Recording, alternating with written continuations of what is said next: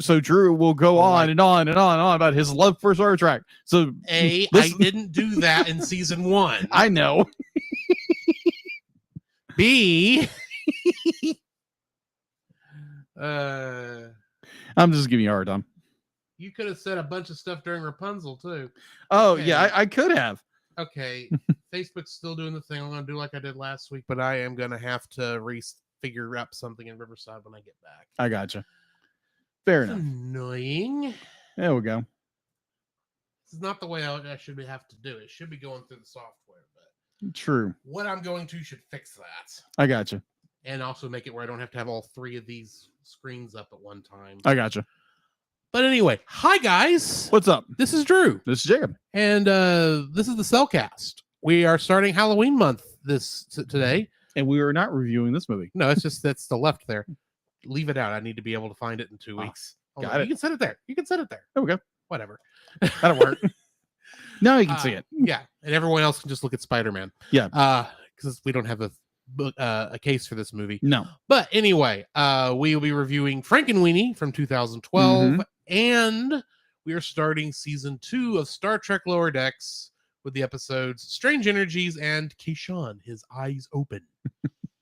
I'm sure you don't understand that particular title. No, I don't. I'll explain it Okay. when we get there. You know, because we get there when we get there. Exactly. So how are you doing, Man, I'm doing just to good. say hi and pre-show banter. Exactly. Good. Good week. Good week so far. Looking forward to the weekend. Mm-hmm. Like always, it's like, oh, come on, weekend, just hurry up, please. Right. It's like a lot of our fellow brother and sister in Christ, Lord Jesus, come. I'm saying, weekend, please come, please come. Just kind of saying this, be like, obviously, there's an idea I want to throw at you about doing like other merch ideas, and I thought it'd be kind of funny, especially because I already did the cover for this episode. I've actually already done the rest of the art for that episode. Nice, good job. It is ready to go. Nice. What color are you using this one? I went with pumpkin orange. Pumpkin orange. Here, I'll show it to you right quick. Yeah. Like, bring it up. Yeah. I don't think I can show it to anyone watching on the stream right now. My apologies there. But yeah, so what it was would be like, I'm watching, because obviously I watched Frankenweenie 2012, and I got around to watching the Star Trek Lower Decks episodes for this review, and I'm like, that sounds perfect, because it's, be like you take a character's head, you put bolts on it, and he's already like, crazy at that point. Yeah. I thought that was perfect. Yeah. It works.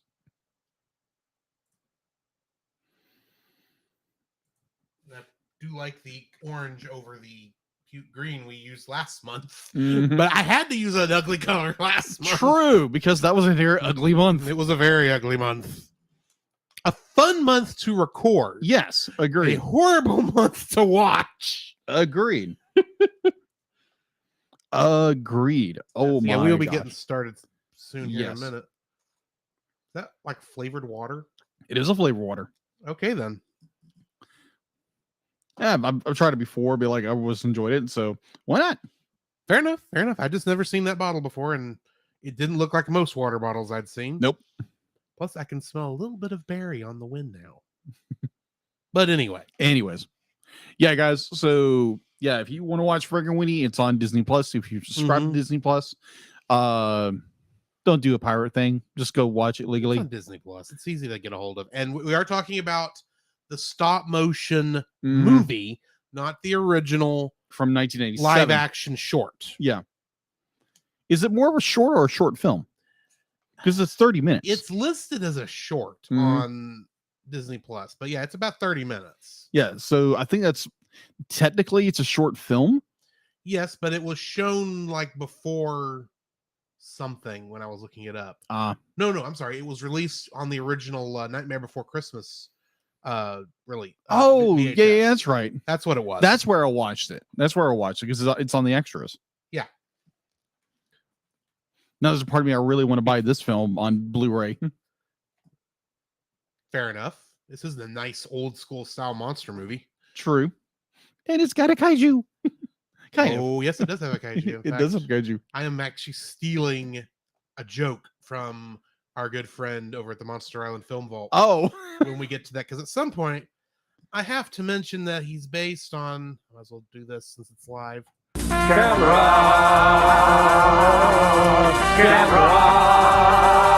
camera, camera is really me. Camera is filled with meat. We've been eating camera. Shell, teeth, eyes, flames, claws, breath, scales, fun. Is that the guys from Monster Island? No, it's not. That's the guys from Mystery Science Theater 3000. Oh my For one of gosh. their reviews of one of the Gamera movies. Oh wow. That was funny. That was funny. I was And because for some reason I kept hearing that sounded like Nate.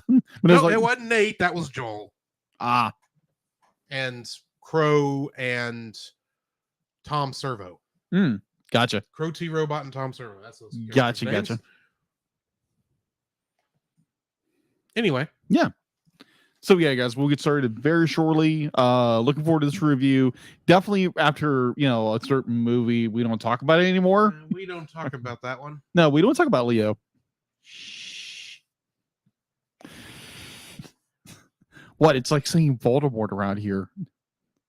It might come. It It's might. the movie that shall not be named. Yes. That's what I'm looking for. I actually have to delete a sound file off here because we can't use it anymore. Oh, which one? Tangled. Oh, Animated series intro. that's right. Sad. Because we have a new one for Star We Trek. do Lower Decks. actually. We do have a new one. Yes. And you've already given me the preview to it. That's actually pretty good. That was actually kind of fun. And yeah, looking forward to it. I hope you guys really enjoy. I'm gonna try and keep doing these really good bumpers for custom bumpers for TAS. I am already trying to figure out what we're doing for X-Men. Oh, Because all I know, the ending is obvious. The Mhm. last couple bars of the X-Men theme song, but I got to figure out what's gonna go before that. and I'm But- thinking it's gonna be mostly superhero related stuff. exactly. But what superhero related stuff is the question. Spider-Man. The original Spider-Man. of Yeah, course, obviously, the 1960s. Oh yeah, that too. That's true.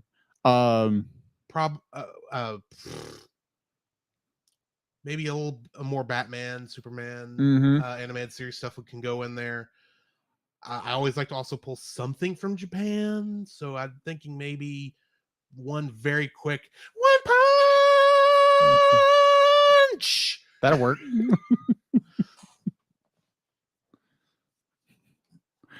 Ooh, that'd be kind Maybe of something from My Hero Academia also. true.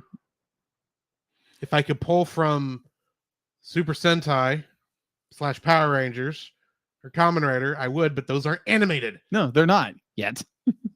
Well, I mean, it might fit into the hybrid sentimentality, but Well, just a real quick question because I know you're bigger in the Power Rangers than I am. Isn't there? I remember correctly when Hasbro took over the licensing. there is something called Hyperforce that I think is animated. Hyperforce is a live RPG. Or that's the playing of the game. I don't remember. Yeah, it's a live RPG. Yeah. It's not animated, but what I've heard is that they're planning to do. Now, granted, this is more the speculation that they're planning to do an animated series based on Power Rangers. We'd have to wait and see how that's going to Yeah. play Mm-hmm. because we do know that the 30th anniversary season, Mm-hmm. if you can believe that's 30 years old, Yeah. while it is continuing from the current season, Dino Fury, Mm-hmm. and they're going to call it Cosmic Fury. Yeah. It's going to feature updated suits, updated versions of the suits they're currently using.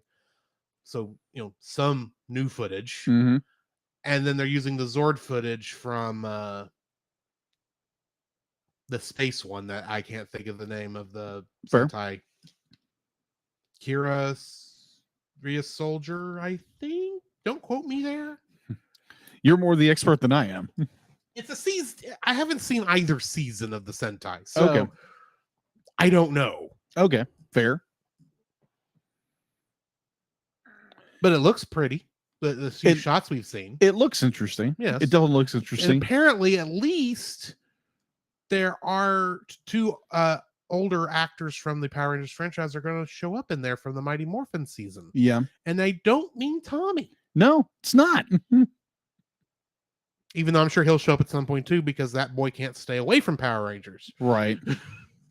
And apparently people just love to like just roast Tommy Oliver.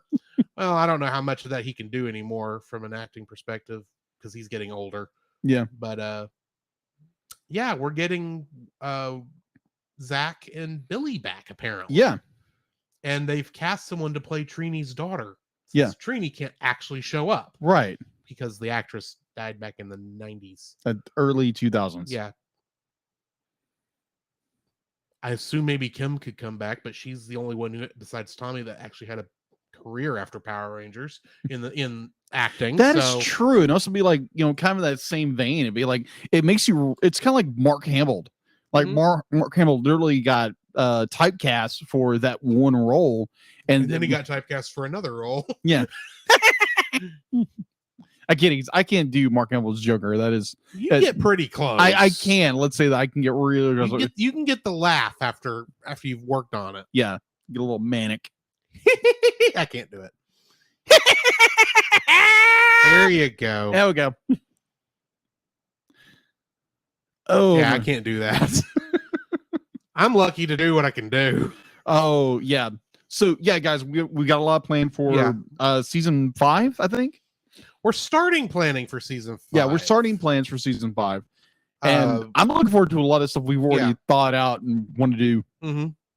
So We still though need to finish planning out Christmas, and you need to be thinking about January. 'Cause yeah, that's your theme month. which there again, I am stumped on that.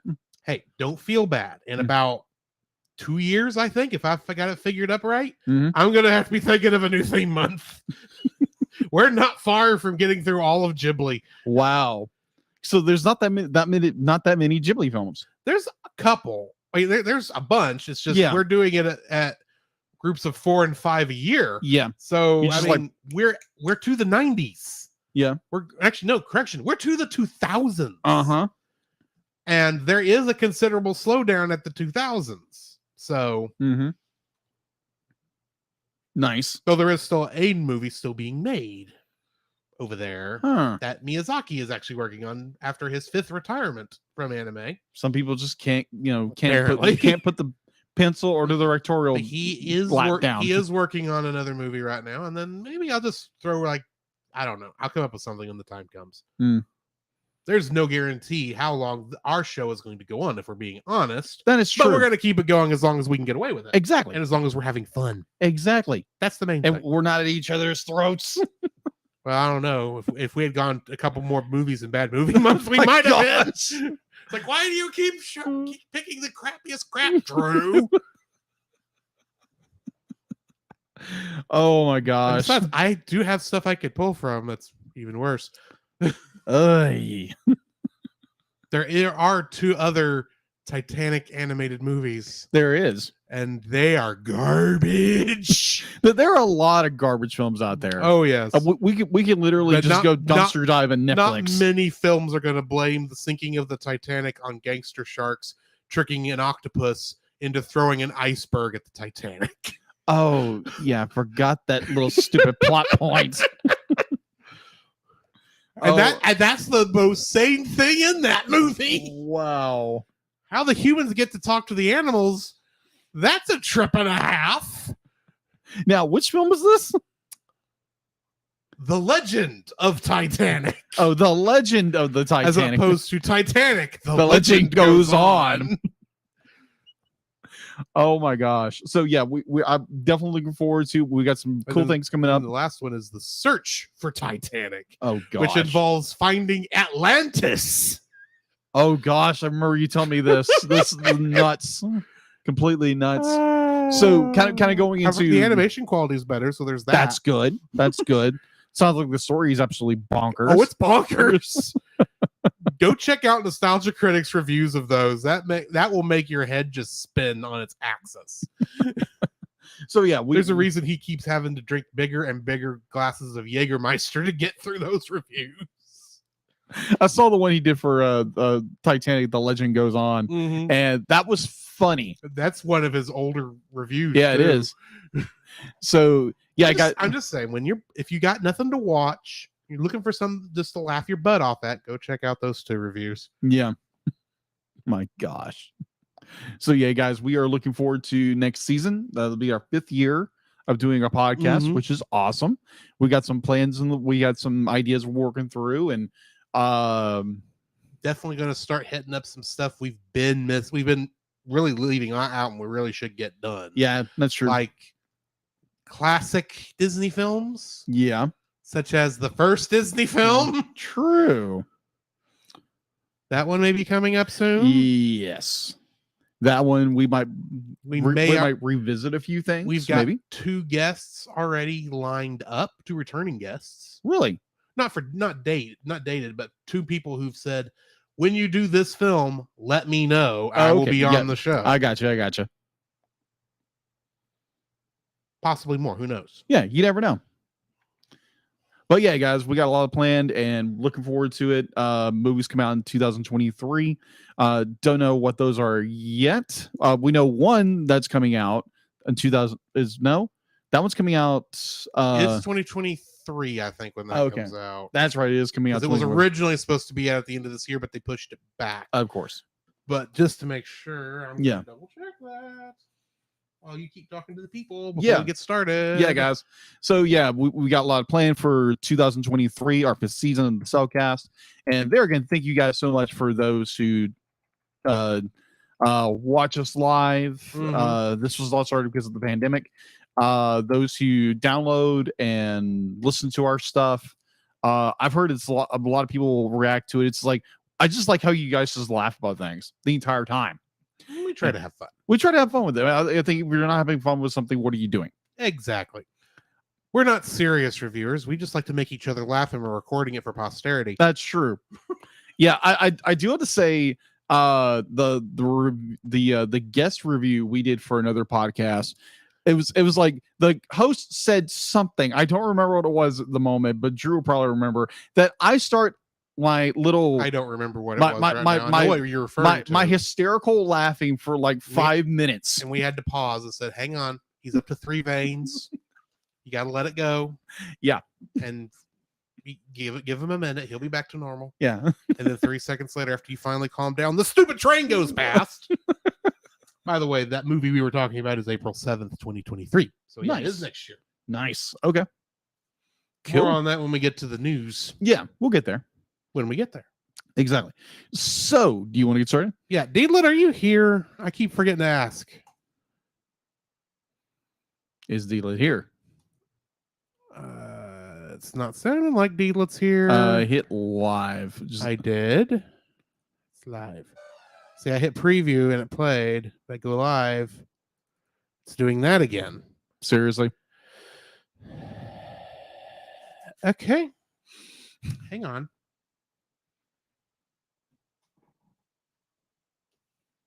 Check the mics are live. Oh no, the mics are live. Okay, just checking. Chuck Hag. It's gonna reach all the way across there.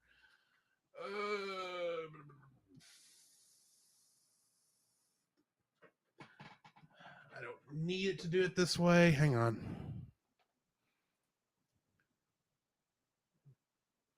Technical difficulties. Don't you love it? Yes.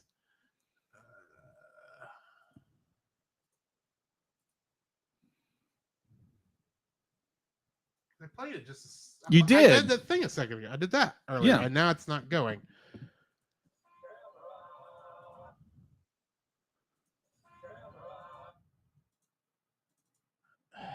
Barcelona. I don't have time for this. This is why I'm trying to move away from this. It's not long enough to reach back there. No. Hang on.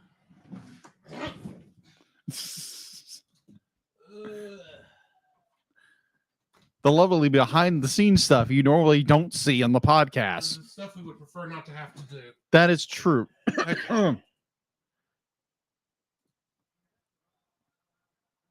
It's Okay. playing, but we can't hear it. Yeah, we may not be able to hear it for a quick second. I just want to make sure it's actually going. Hmm. And since that's playing, then we're not going to be able to hear it. That's the problem. Yeah. Wait, hang on. Ah.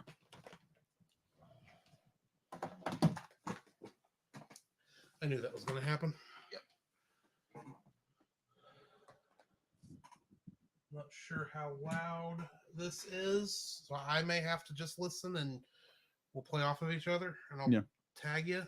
Let's see.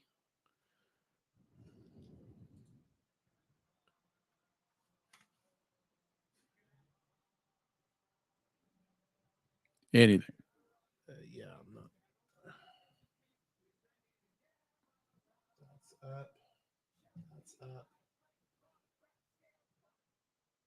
I'm not hearing a cotton picking thing. Hmm. Right now, it's not playing. It's not showing up on there either. Check the Twitch and see if you can hear it on there.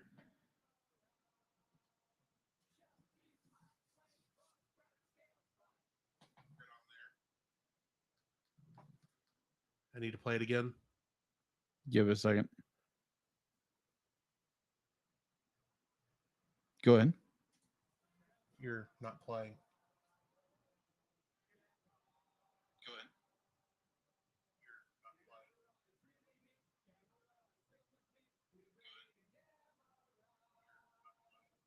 It's not playing. Okay. No, it's not. Afraid of that. I mean, it's playing, but it's not coming through. It's not playing. Okay, no, it's not. Afraid of that. Let me turn this up.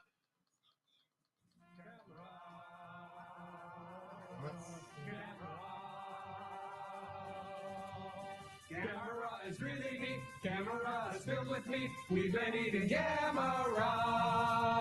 Shell, teeth, eyes, flames, claws, breath, scales, fun.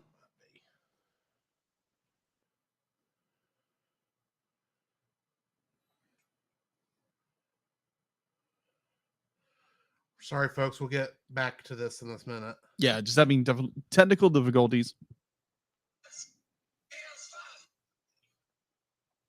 It's working now. Double make sure I can hear it.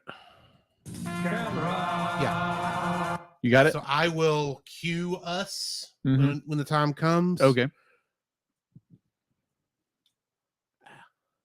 I hate to do it that way, but it's the best way I can think to do it. Understood. It's going to make editing loads of fun, but at least I won't have to go in and re-edit everything back in. Gotcha. All right. So, and now the Facebook people will hear it. Okay, you ready to start? Yeah, let's do this. Okay. The Cellcast is recorded in front of a live streaming audience.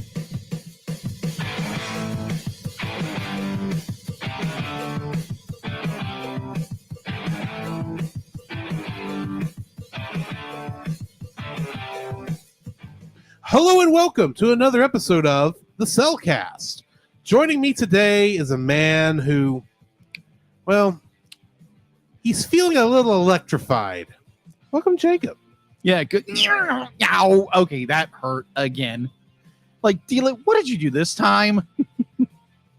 She can't talk at the moment because the sound is still playing, but Okay, gotcha. I'm sure she'll have something to say here in a couple minutes. Yeah, but oh my gosh, that hurt. It was like I'd be like, I drank that potion the last time and be like, I turned to a dog and now I'm getting electrocuted. What's the deal?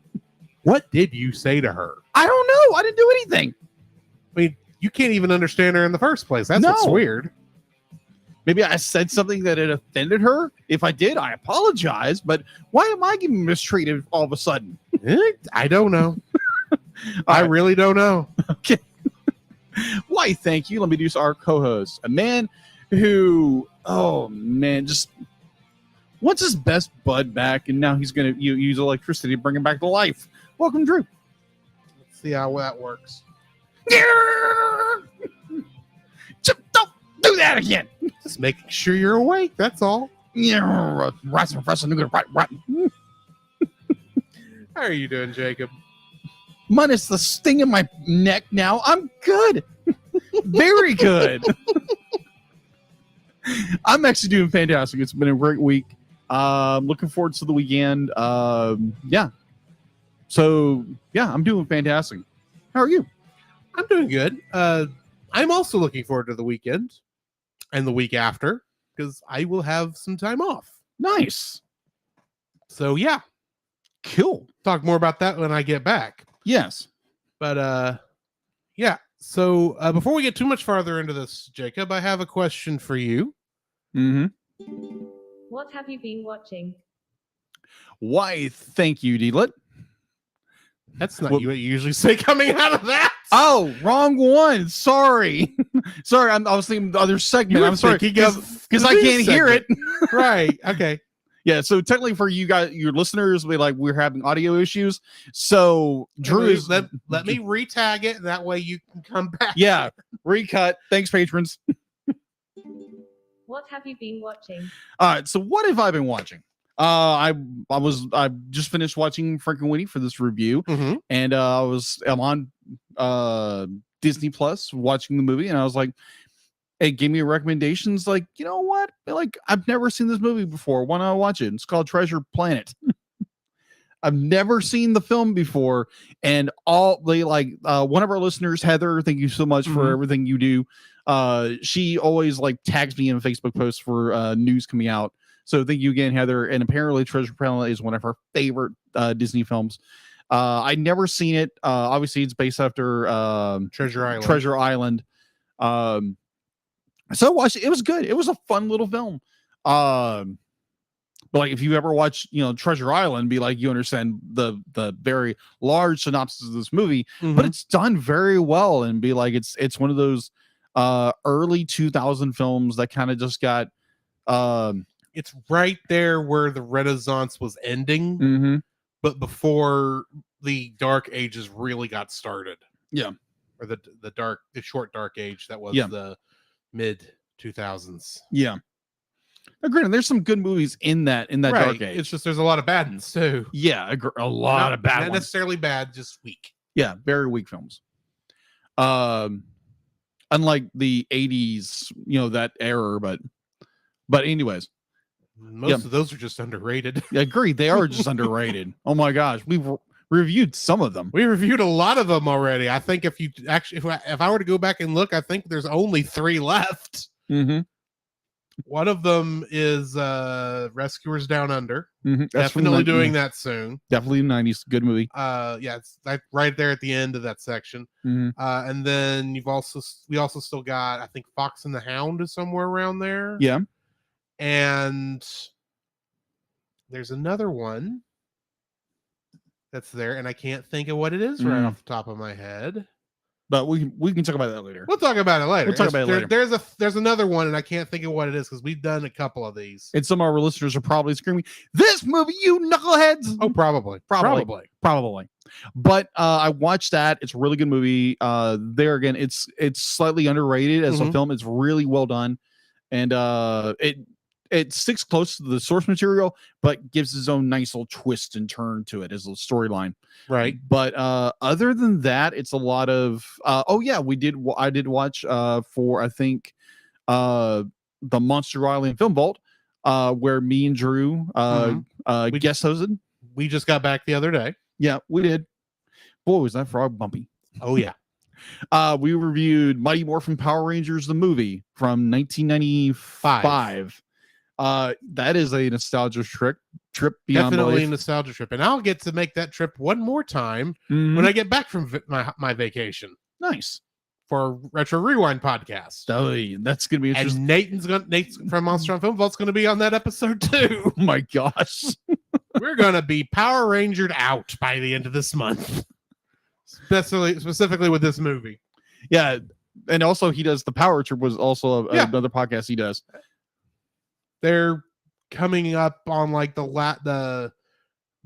just started the Neo Saban era. Oh gosh, The 2 bad seasons. really bad. what I've seen and what I've heard. They just released their Super Mega Force episode. I haven't listened to it yet, but they say it's their longest episode. Really? And the previous longest episode was 4 hours. Jeez. And when they go 4 hours, they are not gushing. Wow. They are ripping it to shreds. So I can only imagine what they're ripping this one to shreds is, because those 2 seasons are pretty bad. Yeah, agreed. Which is sad when you consider the actual Sentai seasons they're based on, but we're not here for talk about that. True. So yeah. So I think that's most of what I watched. I'd be like obviously watching YouTube. I think there's a YouTube channel like YouTube. Oh, YouTube. Not YouTube. That's why I was confused. Yes, YouTube. I'm trying to catch a very powerful Pokemon. You're not a fan of Pokemon. No. Why would you be looking at Pokemon? I don't know. Throw me off. No, YouTube channel called The Casual Criminals. It's also a podcast where it's the host Simon Whistler, who is known for Biographies, with another channel he does, where he does a lot of stuff. He does a lot of stuff. And he's got like, I think it's like 9 shows. No, it's 12 no, I counted it. It's like 12. Like 12 shows he does. It's just nuts. But oh my gosh. He'd be like, I was just personally one with Ed Kemper. Be like, because I love true crime, and oh my gosh, that's freaking scary what that guy did. Wouldn't recommend if you were very squeamish. Let's just say that. But yeah, I really enjoy true crime and listening to him, talk about true crime, and it's a cold read. So it's fun to watch. It's fun to watch, and it's slightly frightening in some cases. But overall, I really enjoy watching The Casual Criminals and a lot of his other shows because it's very educational. Other than that, yeah, that's all I've been watching. Yeah, trying to draw more and a whole bit. So yeah, take it away, Drew. What have you been watching? Well, outside of also watching Mighty Morphin Power Rangers, the movie. Yeah. And of course, Frankenweenie, and these 2 episodes of Star Trek Lower Decks. Mm-hmm. Also watched the most recent episode of Star Trek Lower Decks. Mm-hmm. And it was a good episode. We actually it was a nice throwback to Deep Space Nine. Really? Yeah. You don't have to know anything about Deep Space Nine, but I guarantee you when we get to that episode in a couple weeks, I'll tell you all you really need to know to get that episode. But I gotcha. They just happen to be visiting and you get right down to it. Oh, okay. There is some stuff that involves that's the nice thing about the current seasons. They actually have a lot of characters from the other shows reprising their roles. As I heard about that. Guest stars. And some of them get into the same kind of shenanigans they got on in their shows, I'll just say. Okay. But also besides that, I watched a new movie that came out on Disney Plus last weekend. What would that be? Hocus Pocus 2. Really? I did sit down to watch that as I was cooling down from, the day at work before I had to start getting ready for our trip to film the Monster Island Film Vault. And man, that is a movie. That's a movie. I'm not going to say it's a bad movie. It's just the things I liked about how the first movie handled the occult and witchcraft and all that, they kind of just threw away in this one to be modern. Oh, okay. All I'm really going to say. But other than that, it was kind of a fun movie. The fact that you've got how in the first movie 2 of the witches are on brooms, but the other one is on like a vacuum cleaner. Yeah. Well, in this one of them's on the good broom. One is on a Swiffer wet jet. Oh yeah, I've seen the clip of this. And the third one is standing on top of 2 Roombas. And the Roombas have minds of their own. Oh my gosh. And come up a lot. In fact, they're one of the reasons the witches were able to actually get out and do their thing at one point, because at one point they're trapped in a circle of salt. Oh god, from the first movie. Yeah. And the Roombas come up and vacuum all the salt away, so they're able to get out. Wow. Okay. I don't think Roombas are that. I mean, they're pretty strong things, but as high as you dumped that salt on there, I don't think they could vacuum that up that fast. No. But anyway, it's not a great movie. It's your standard kind of 90s nostalgia Yeah, trip, but for what it was okay. I got you. Also, on Saturday morning after we got back from the Monster on Film Vault, I got to re-engage with something from this spring that I highly enjoyed. Spy Family Saturday. Oh, okay. First episode of part 2, in other words, episode 13 of season 1, came out, and we review a lot of stuff with dogs on it. We do. And I like a lot of the dogs that we've reviewed. Mm-hmm. The dog on this show has them all beat. Oh, really? Even Scooby. Oh, okay. Because Scooby runs from danger. Yeah. Bond, on the other hand, Seems fine. saves you. Yeah, his name is Bond. Actually, in the show, they have not named the character yet, but I seen the manga. It's Bond. Named after the main character of her show that she enjoys watching, Spy Wars. Okay. They are The going logo deep. is very Star Wars-esque too. I always like to say. wow. Wow. That's all I'm going to say. That's a show we are definitely going to have to do a TAS on eventually. Yeah. But Bond is not just a good boy, he's best boy. Okay. Be like I shall see. Yes. Well, I'll put it this way.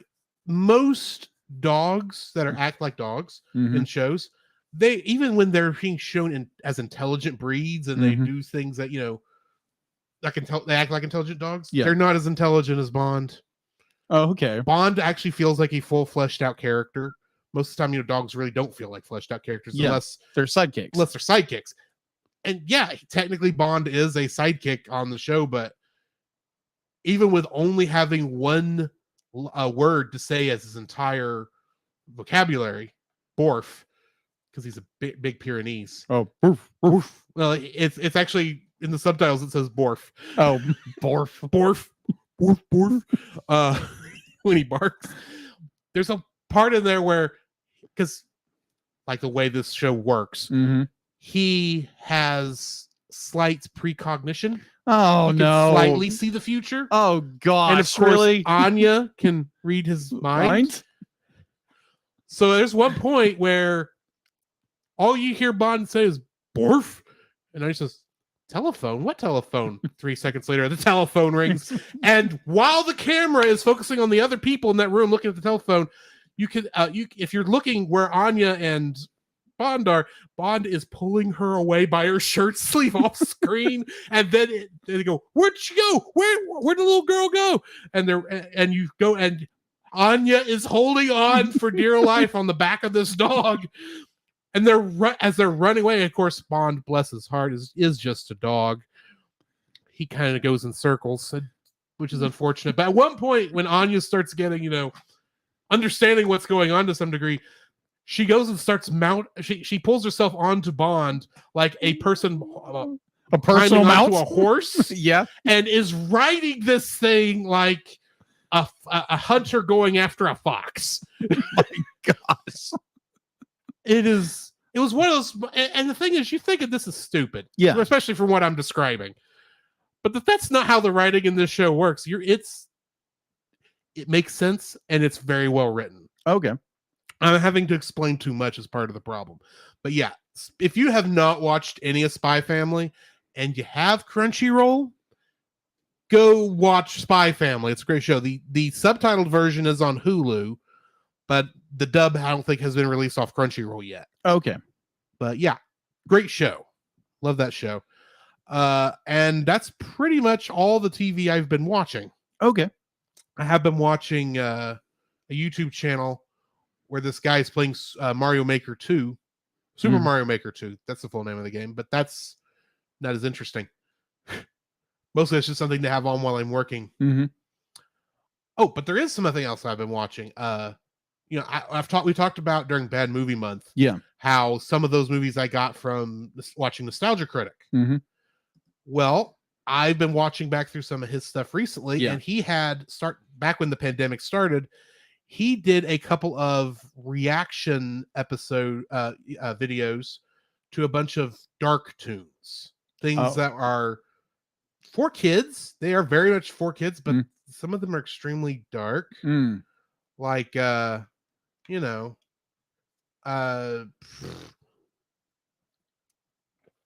seeing Mickey Mouse getting tortured. Oh, okay. Pluto going to hell. Oh, yeah, those. Tom and Jerry, Tom going to heaven and having to get Jerry to forgive him for Tom bullying him.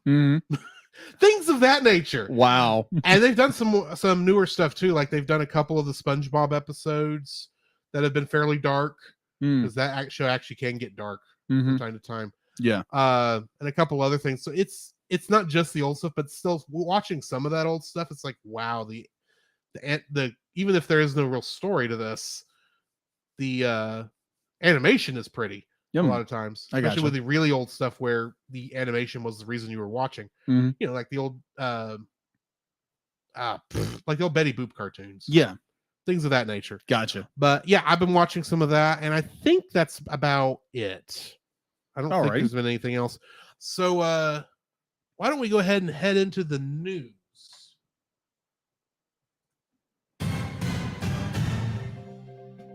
The Cellcast News with your host Jacob Heron.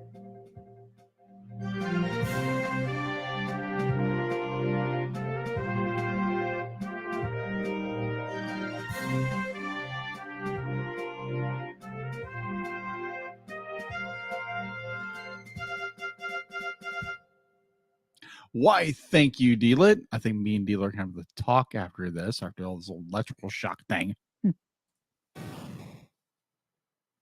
I don't know why you're mad, Dealet.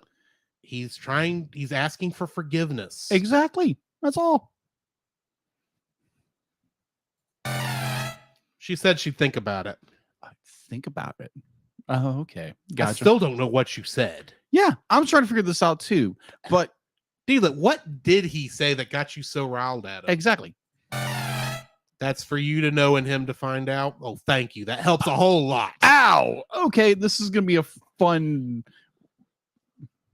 Yeah, let's get in the news, shall we? Yeah, let's just do that. All right. So apparently our boy, I'm gonna butcher his name to death, but he's an amazing director. Makoto Shinkai. Makoto Shinkai, yeah. Makoto Shinkai. He's got another movie coming, I know. Yeah, we need to do some more of his stuff too. Yeah, Suzumi. Yeah. What I discovered, so Comics, Wave Films, Story, and Toho have released the new trailer for Your Name and Weathering with You, Makoto Shinkai. Am I saying? Yeah. Close enough. His latest film, Suzumi. This just released the preview, which announced the Japanese voice actors, and don't know when it's coming out, but there again, we reviewed both these movies, and we're definitely looking at covering his older stuff. This is one of those few things. It's like, oh, Makoto Shinkai's got a new movie coming out. I don't need to see a trailer. Let's go watch it. Yeah, exactly. I'll see a trailer. I'll watch it because I am curious what we're going to be looking at. But in order to sell me on going to a theater to watch it, that's not necessary. True. I watched some of the trailer. It looks really good because there again, this guy's amazing artist. His visual storytelling is incredible.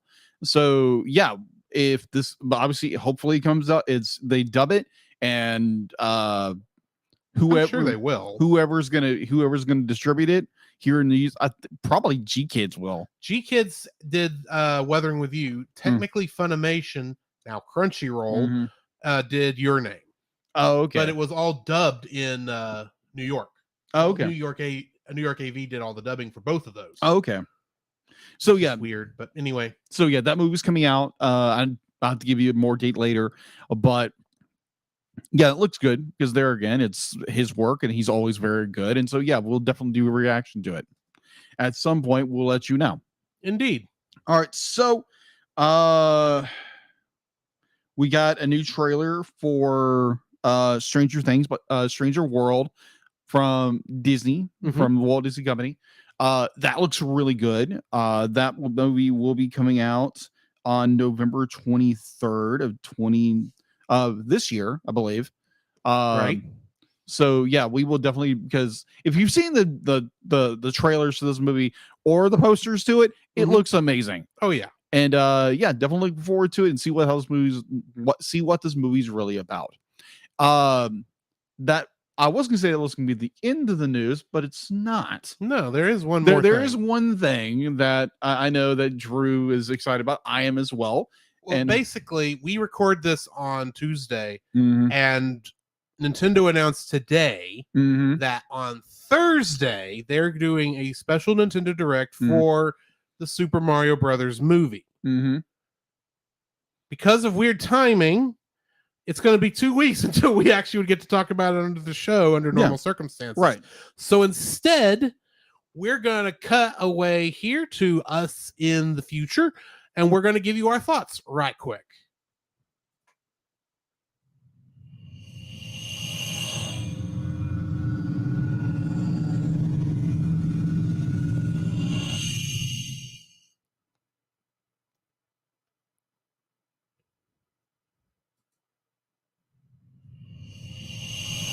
Alrighty. We're going to talk while the portal's in motion. That'd be funny anyway. Keep it going. Jeez. Man, come on. I don't know what I did to D-Lib, but man, this is getting weird. Deela, quit messing with the portal. Thank you. Hush. Whatever she said. You don't want to know. Okay. All right, fine. If it's Just a- vengeance, well, best served cold. It I is get- very cold in the portal. Apparently. She's already turned me into a dog twice. Okay. Yeah, I still don't know how that worked. Yeah, me either. Me either. But anyways, so yeah, that movie coming out next year. And there again, I haven't seen it yet, haven't seen the trailer yet, but my future self has. So we will tell you later how we thought of this film. Indeed. All right. So that is all I have for an info and stuff. Or the news. The news. We're The not news. quite Wrong through segment. info and stuff yet. So why don't we go ahead and jump into the spoiler-free section of our review of Frankenweenie. Certified fresh and spoiler free. This is actually my second viewing of the film. Really? I saw it about 2 years ago. Back when we were doing that 100 movies and new views in a year. Mhm. The 1 year I did that, and I watched it during that time, and I thought it was a fun little movie. And Yeah. it was Tim Burton, and Tim Burton is hit or miss for me. Sometimes he's good, sometimes he's not good. Right. Can't really explain why. It's not usually my bag. I got you. But I thought for what this was, it was actually done pretty well. It is definitely, you can watch it with kids, though be aware there is a lot of scary imagery because this is technically a horror film. Yeah, it is. But yeah, I enjoyed it. Good. What are your thoughts? This is my first viewing of this film. I watched the original short from 1987, which is live action, a couple of years ago, and I thought that was very good. And then I watched this. I'm like, this is definitely Tim Burton. Mm-hmm. Definitely Tim Burton. It's definitely the same style. It'd be like it's stop motion instead of live action. It's in black and white. And oh man, this movie is so good. It's so good. It's definitely got the Tim Burton nightmare fuel. Definitely Right. towards the end of the film. Oh my gosh. But very done incredibly well. You have Nightmare Before Christmas vibes going on in this movie beyond belief. But it's just one of these films that is, I don't know if it didn't do well in theaters, as far as I understand.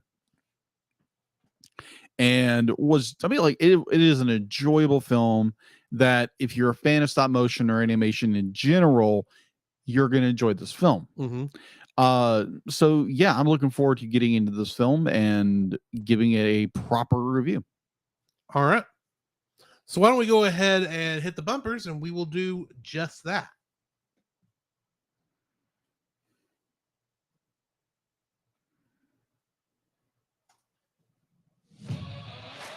This podcast is a proud member of Culture Box. Whether you enjoy geeky reviews, comedy, or original fiction, you can open up the Culture Box and find something excellent for your soul. Point your web browser to culturebox.media. This week, we suggest checking out the Untold Podcast, which is a speculative fiction podcast using the genres of sci-fi, fantasy, and horror, among others, in order to engage the culture's imagination from a Christian worldview. Every month, Nathan James Noren produces and narrates a new story presented in a unique and dynamic way. Check out the Untold Podcast at theuntoldpodcast.com to listen and leave a review on Apple Podcasts. The Cellcast would like to thank the following patrons: Josh Adams, Ashley Ruiz, Book of Gaming. To get your name on the show, plus uncut episodes, early access to the Cellcast Plus reviews, and special art from Jacob, please donate to us on Patreon.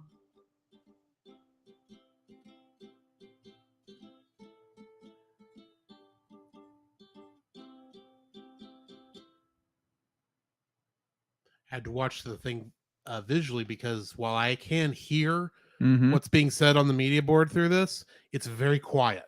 I got you. I don't know how to turn the volume up on it right now. So I was having to watch the little status bar go across because I could make out what everyone was saying, but the little music in the background, I wasn't sure. But we are quiet this evening. We do have, it says we have a viewer on Twitch, but I don't know if that's us or somebody else. But yeah, I think I quiet. popped on there for a moment, so it could have been me.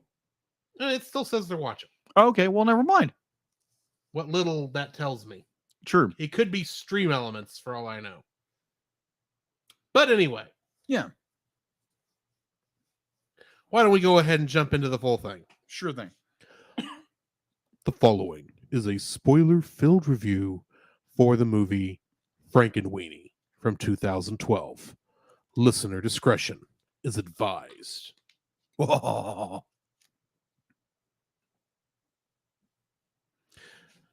Frankenweenie was written and directed by Tim Burton.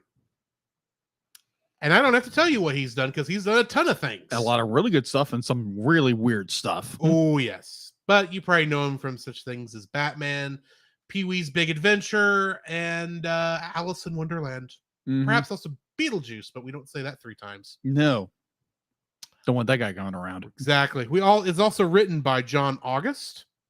It is based on the short Frankenweenie that was directed by Tim Burton and written by Leonard Rips, and technically also based on the story Frankenstein or the Modern Prometheus by Mary Shelley. Mm-hmm. Very true. Getting into the cast, we've got Catherine O'Hara playing Mrs. Frankenstein, Weird Girl, and Gym Teacher. And in The Addams Family from 2019, she played Grandma Frump. Martin Short plays Mr. Frankenstein, Mr. Burgermeister, and Nassor. And he played the character of Needlander in The Three Amigos. Martin Landau played Mr. Riskrisky, the science teacher. Yes. And in the Tim Burton classic documentary on Ed Wood, he played Bela Lugosi. Oh, yeah, that's right. He did. Charlie Tejon plays Victor Frankenstein. And in the TV show Gotham from 2015, he played Jonathan Crane and Scarecrow. Really? Interesting. Atticus Schaefer plays Edgar E. Gore. And he plays Brick on The Middle. Okay. The weird kid on that show. Oh, okay. A show I never watched. You should. Winona Ryder played Elsa Van Helsing. And she played Joyce Byers in Stranger Things. Robert Capron played Bob. and he was Rowley Jefferson in Diary of a Wimpy Kid. James Hiroyuki Liao played Toshiaki, and he was Kenji in Ghost of Tsushima. Conchata Farrell played Bob's mom, and she played the character of Helen in Edward Scissorhands. Last but not least, we got Frank Welker playing Sparky. And in the more recent Smurfs movies, Yeah. he played Azrael, the cat. Oh, of course. Mm-hmm. The man who is an amazing voice talent, but is primarily known for doing animal voices. Pretty much. Or barks and meows.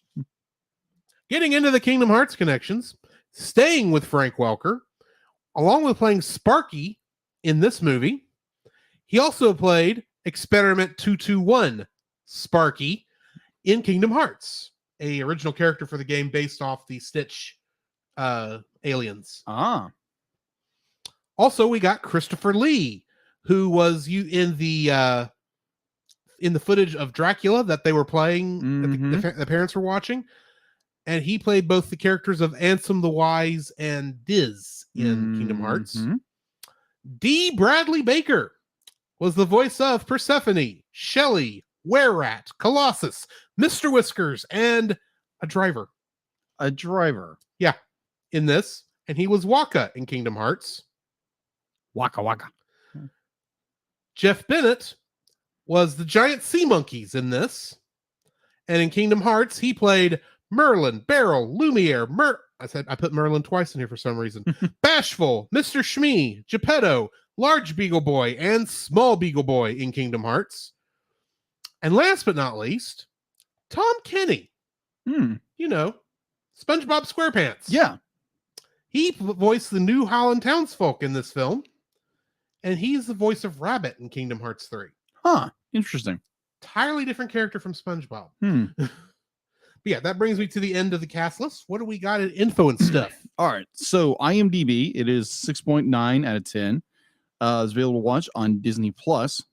Production was Walt Disney Pictures and Tim Burton Production. Distributed by Walt Disney Studios Motion Picture. Original release on September 20th, 2020 at the Fantastic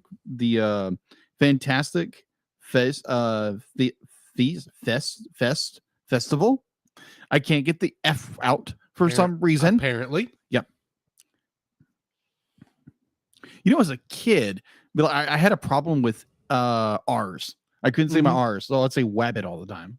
So apparently now I'm kind of reverting into saying F's. I can't say an F right.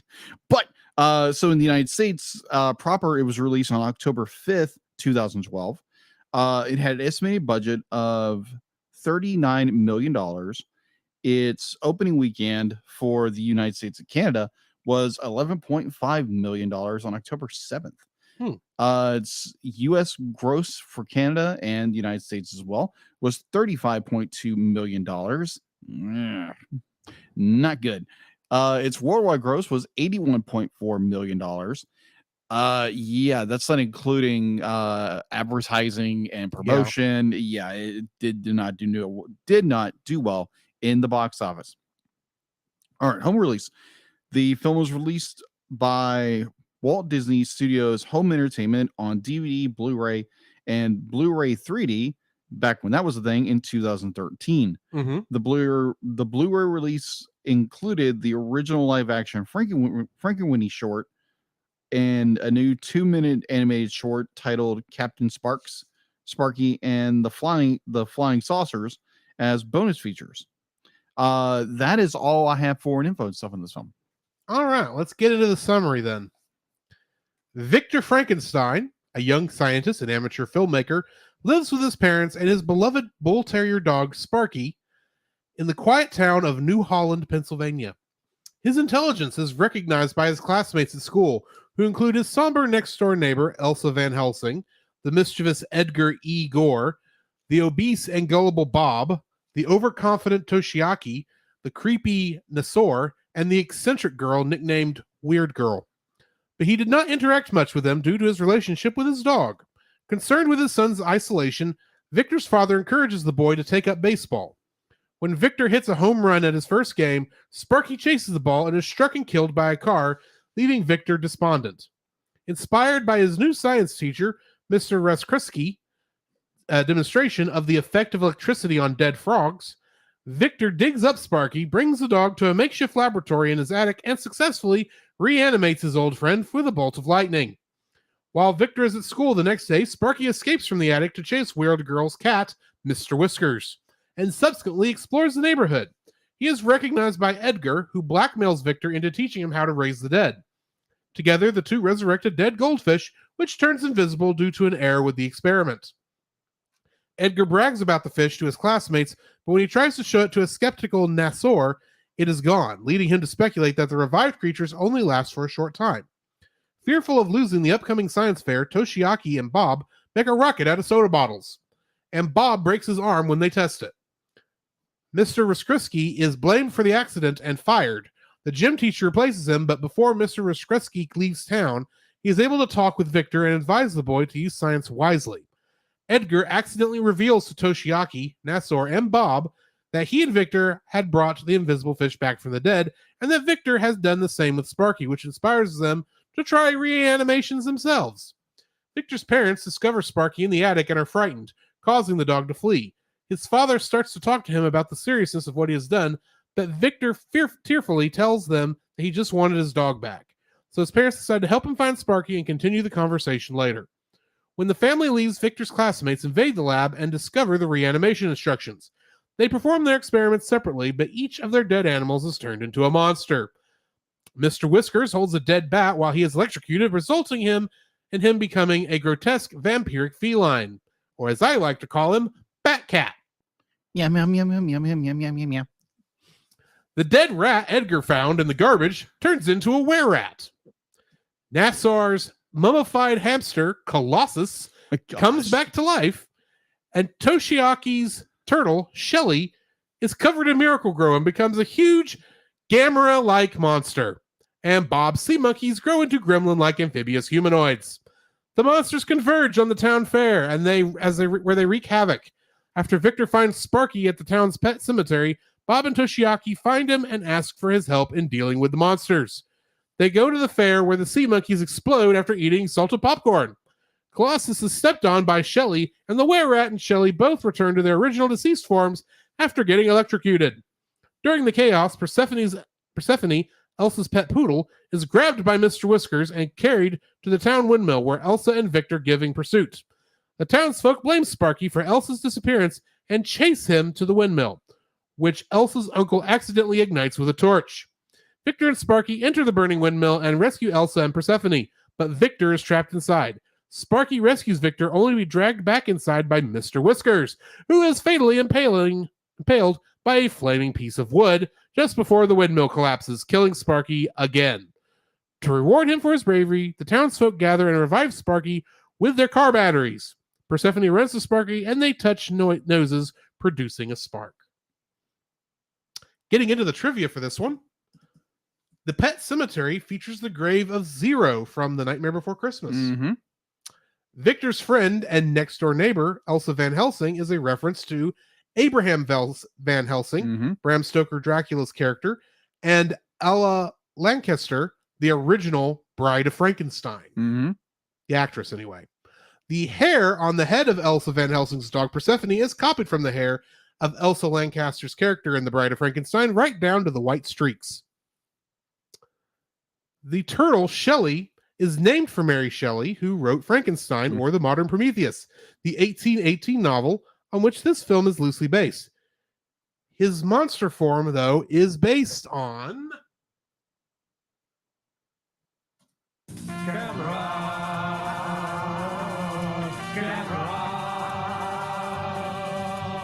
Gamera is really neat. Gamera is filled with meat. We've been eating Gamera. Shell, teeth, eyes, flames, claws, breath, scales, fun. This is Tim Burton's first film since Big Fish, 2003, not to feature Johnny Depp. Yeah. His first since Sleepy Hollow not to feature Helena Bonham Carter. And his first since Mars Attacks to feature neither of them. Wow. Yeah.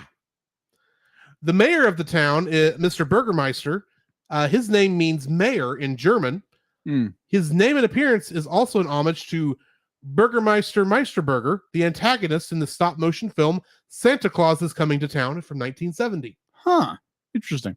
The film's release spawned a fan theory that this film and Burton's other two stop-motion animated films, The Nightmare Before Christmas and Corpse Bride, are all taking place in a shared continuity and tell one big story spanning several centuries, and the possibility that Victor Frankenstein and Sparky are descendants of Victor Van Dort and Scraps from Corpse Bride. Interesting. Indeed. The demonstration that Mr. Ruskreski shows in class of the frog's legs twitching when given electricity is based on actual experiments in 1771 by Italian physicist Luigi Galvani, who was the first to discover that the legs of dead frogs and other dead creatures twitched and moved when sparked by electricity. This led to the study of bioelectricity and further study of the nervous system and its functions.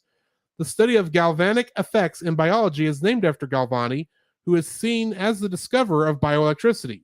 Several of Tim Burton's movies have played with this theme, most notably Frankenweenie and Edward Scissorhands. Nasor is strongly similar in appearance and speech to the original monster from Frankenstein, 1931, while his hamster is a mummy. Both Frankenstein's monster and The Mummy from 1932 were played by the actor Boris Karloff. Yes. Tim Burton stated in an interview for the CBBC show Blue Peter that if the studio had said they would not permit him to do the film in black and white, he would leave the project as he felt it reflected the classic horror movie style of the film. Indeed. Last but not least, while Tim Burton based the town of New Holland on a similar town in which he grew up outside Burbank, California, Disney officially chose New Holland, Pennsylvania as the town where the film takes place. After the principal of New Holland Elementary School, also the name of the school in this film, contacted Burton and the film's producers about the fictional town's similarities to New Holland, Pennsylvania, Disney representatives brought movie segments and promotional materials to the school. Disney representatives also brought a parade float to New Holland's Fall Festival. New Holland, Pennsylvania is also known for its Pennsylvania Dutch background and holds a fall festival similar to the Dutch Day in the film. Which brings us to the end of the trivia. Jacob, what is your first like of this film? I think you stated in part of it is a classic throwback to the classic horror films of the old days. 1930s, 1940s. And obviously it would also reminisce of the Hammer films, which we do see. I'd also say the Universal horror films also. Yeah, agreed. Just the classic horror film era. And it's done very well because Tim Burton, when you give him that kind of niche of horror and gothic, he is just gold. And Batman Returns, all those Edward Scissorhands, Nightmare Before Christmas, this movie, Corpse Bride. It'd be like this man just knows kind of this niche of animation movie style of production, and it's done so well. And I love the kind of like you said in the trivia of homaging to these other great films. Heck, at one point the mother and father are watching Dracula from the old Hammer films with Christopher Lee, the legend Christopher Lee, back when he still looked like a young man. Before he turned into an old man. An old man. Back when he was still the character that James Bond was based off of. That's right. At least that's the rumor. That's the story, yeah. Or before he became oh crap, what did he play in the Star Wars movies? The unfortunately named Count Dooku. George, I like Star Wars, but really, why did you name a character Dooku? It sounds too close to Dookie.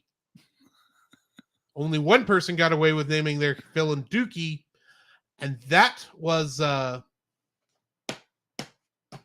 What's his name? Rockadoodle, the director of that, and Don Bluth. Don Bluth's the only one getting away with naming their character Dookie. Of course, that character's name was actually the Duke. But anyway, but either or.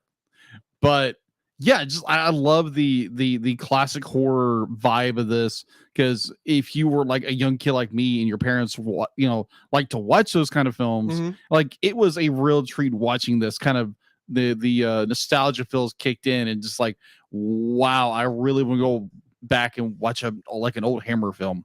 Right. But yeah, it's my number one. Be like the nostalgia, not really the nostalgia, but more the homage, and how Tim Burton is so masterfully well with this genre of horror and gothic. It's so well done. What is your number one? I'm going to keep with yours because this was also one of mine. Okay. In that I love how this feels like an old school monster movie. Yeah. From the 30s and 40s, specifically the Universal ones are the ones that came to my mind because I've Yep. not watched much of the Hammer stuff. But this just feels like it could have been made right alongside that stuff. It has that feel. The scientific equipment is, admittedly, here it's very exaggerated. Yeah. But it has that same kind of put together feel that the old lab equipment Yeah. in Frankenstein feels. Mhm. It was interesting watching essentially what was an old monster movie that was made in 2012. Yeah. Which 100 years, nearly 100 years after the original film, those original films were made. So yeah, it was. I enjoyed that. It was just a fun little adventure, little monster movie fest. Awesome. Basically, what's your second like? My second like would be definitely Sparky himself. I'd be like, Mhm. he's a dog, but how they give life in other ways than electricity, of how this dog is animated, how he expresses himself, how his loyalty to Victor is, and the fact to be like he's brought back to life as a reanimated. I don't want to call him a zombie dog, but he's not a zombie. That's been the question if technically Frankenstein's monster was a Yeah. zombie. Mhm. And most people say he wasn't because zombies are still rotting while the monster is not Yeah. rotting. Yeah. And he actually does have a brain. It's just not well developed, unlike zombies who mostly don't have brains. True. That's why they're searching for them to eat them. Nom nom nom. But yeah, I don't know we just know him as Frankenstein's monster at this point. That's true. But I do there was one of the main Which, reasons. by the way, I just want to say this. Go I ahead. don't get to talk about stupid little things like this often. Mhm. But I still will call Frankenstein's monster Frankenstein because he was put together by Victor Frankenstein. Mhm.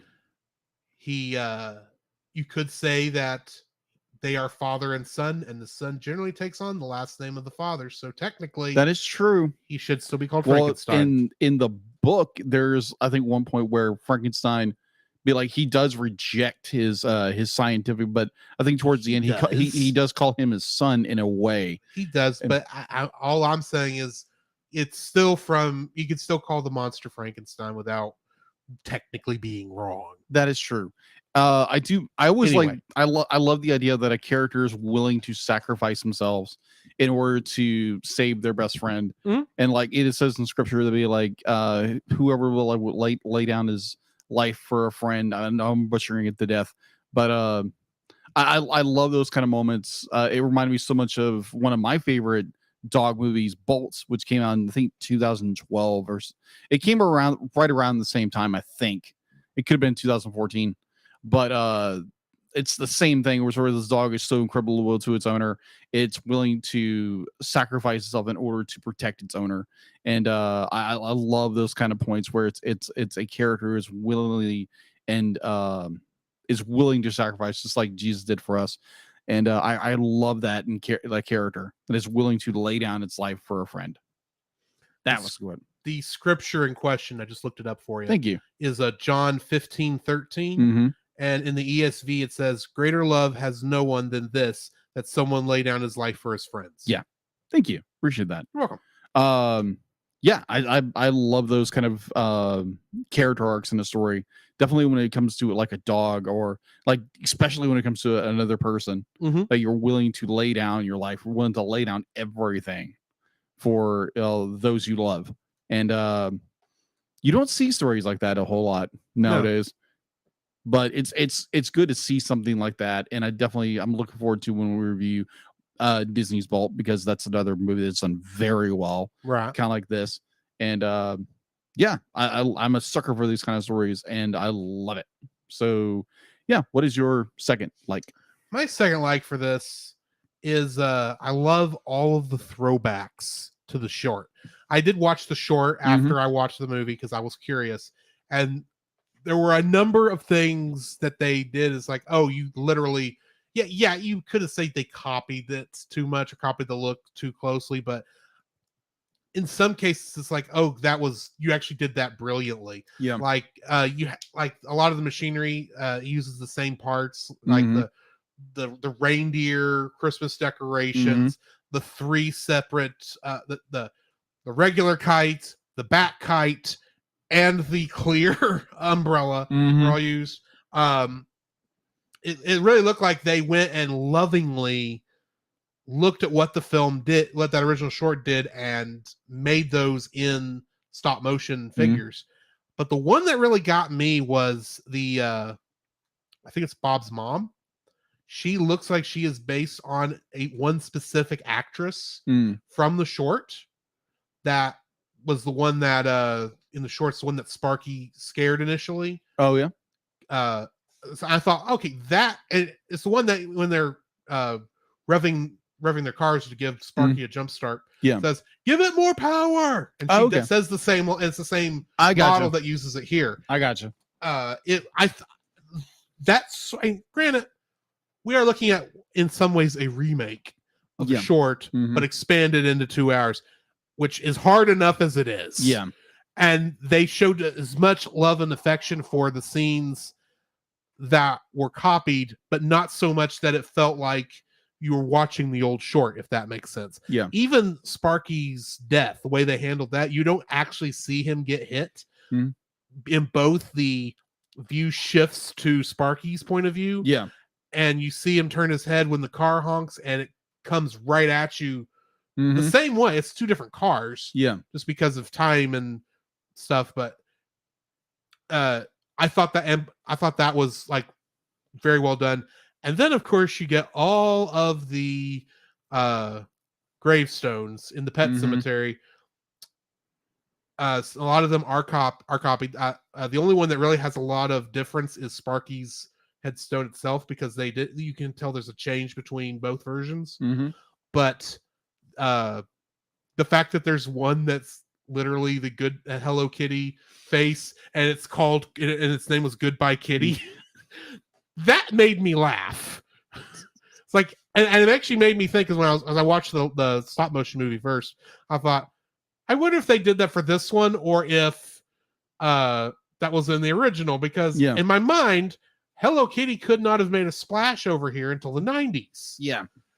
So when I watched, I tried to look up when all that came over here, and I couldn't find any concrete information when the Hello Kitty stuff was being sold in the U.S. And I just started watching the original short, and I got to the scene there where essentially the shorts version of the weird girl is like talking on the phone, and you can see on her back wall a Hello Kitty poster. Go, well, I guess they knew about it. This wasn't just a coincidence.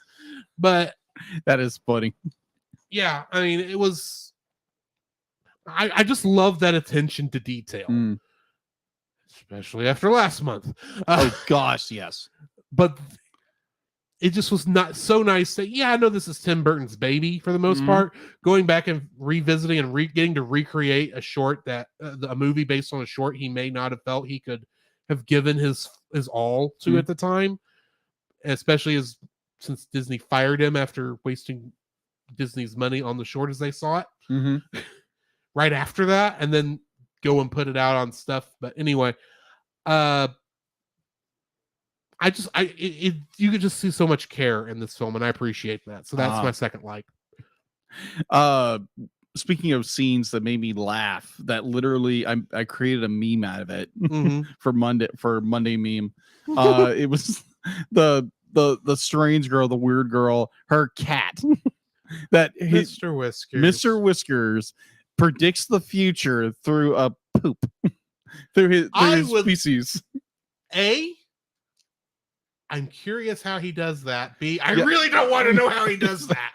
Oh my gosh! But it was And C, she'll never have to worry about Mr. Whiskers doing that ever again. Oh my gosh!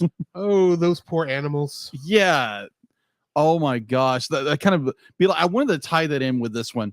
The like Mr. Whiskers was like, okay, you predict people's future through your very distorted Poop. feces, poop, Yeah, whatever. all it means is all that means is when the cat dreams of them Yeah, is that something big is about to happen. yeah. That really doesn't tell you anything. No, That it could mean doesn't. anything. It's so vague. Yeah, But, like most of fortune telling. But anyway, True.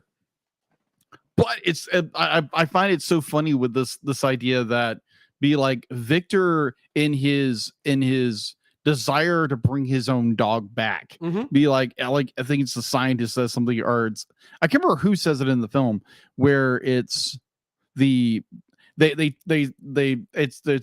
trying to rationalize what's going on yeah, because how Victor his love for his pet, that's why his dog came out the way he does, Mhm. and everybody else's greedy desire to create life and their desire to be famous or desire to win this right. is their intention behind it. Is I mean, there is a lot of pseudoscience in this film, there but is a it's lot of intentional pseudoscience. it is intentional pseudoscience. It's not supposed to be scientifically accurate, right. but it's just this notion that if you be like obviously you can't create life because the only one who can create life is God himself. Right. It's just the notion of be like the intention of the heart, because like you do something in an act of love or obedience or something like that, and the result is going to be X, ABC. Mhm. But if you do something out of like the cruelness of your heart of like a sinful intention, be like it's going to backfire on you probably 99% of the time. Yeah. It's going to. And be like you could pull some really good parallels from this movie if you like deep dived it. But Mhm.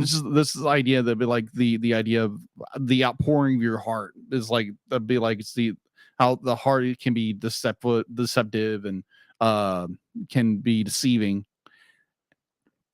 But I mean, like I really love those little themes in there, and I'm just Mr. Whiskers. That just made me laugh. I mean, I just Mr. went Whiskers. chuckled. And I was like, seriously, you're doing this? This is kind of funny. So yeah, that's my third like. My third like for this film, I love all the monsters at the end. Of course you do. Oh yeah, because I mean, okay, so when Mr. Whiskers is going through his metamorphosis into Batcat, that is like the creepiest. Oh, yeah. That's amazing animation in and of itself. Mhm. That whole transformation. Mhm. Granted, about halfway through, they kind of cheat and do the little spin, and all of a sudden, his white fur is now black fur. But Mhm. it was just like, oh man, that almost gave me chills Mhm. watching that. Oh yeah. And at that point, it's like, and I mean, like the minute that happens, you know what's happening with the rest. Mhm. All of all those other animals are going to turn out, far worse monsters than Mhm. Sparky was ever going to be. So, I mean, you get the were-rat, which is Oh, not gosh. quite as Mhm. imaginative. He's essentially a werewolf, but he's a rat. Yes. Okay, cool. You get the evil sea monkeys, which is like, okay, that's funny. And poor Colossus. I did not know what I was expecting from that Colossus. was so good. But that whole reveal where he's going, "Rise from your grave, Colossus." To The some degree, massive you're tune. expecting to some degree the way he's talking about this thing, it's going to be some big bull mastiff, humongous dog come out of this giant mausoleum, and it's a little bitty hamster who doesn't do a cotton picking thing. True. But of Oh, course, yeah. you already know. I've already made the jokes tonight on this. Yes.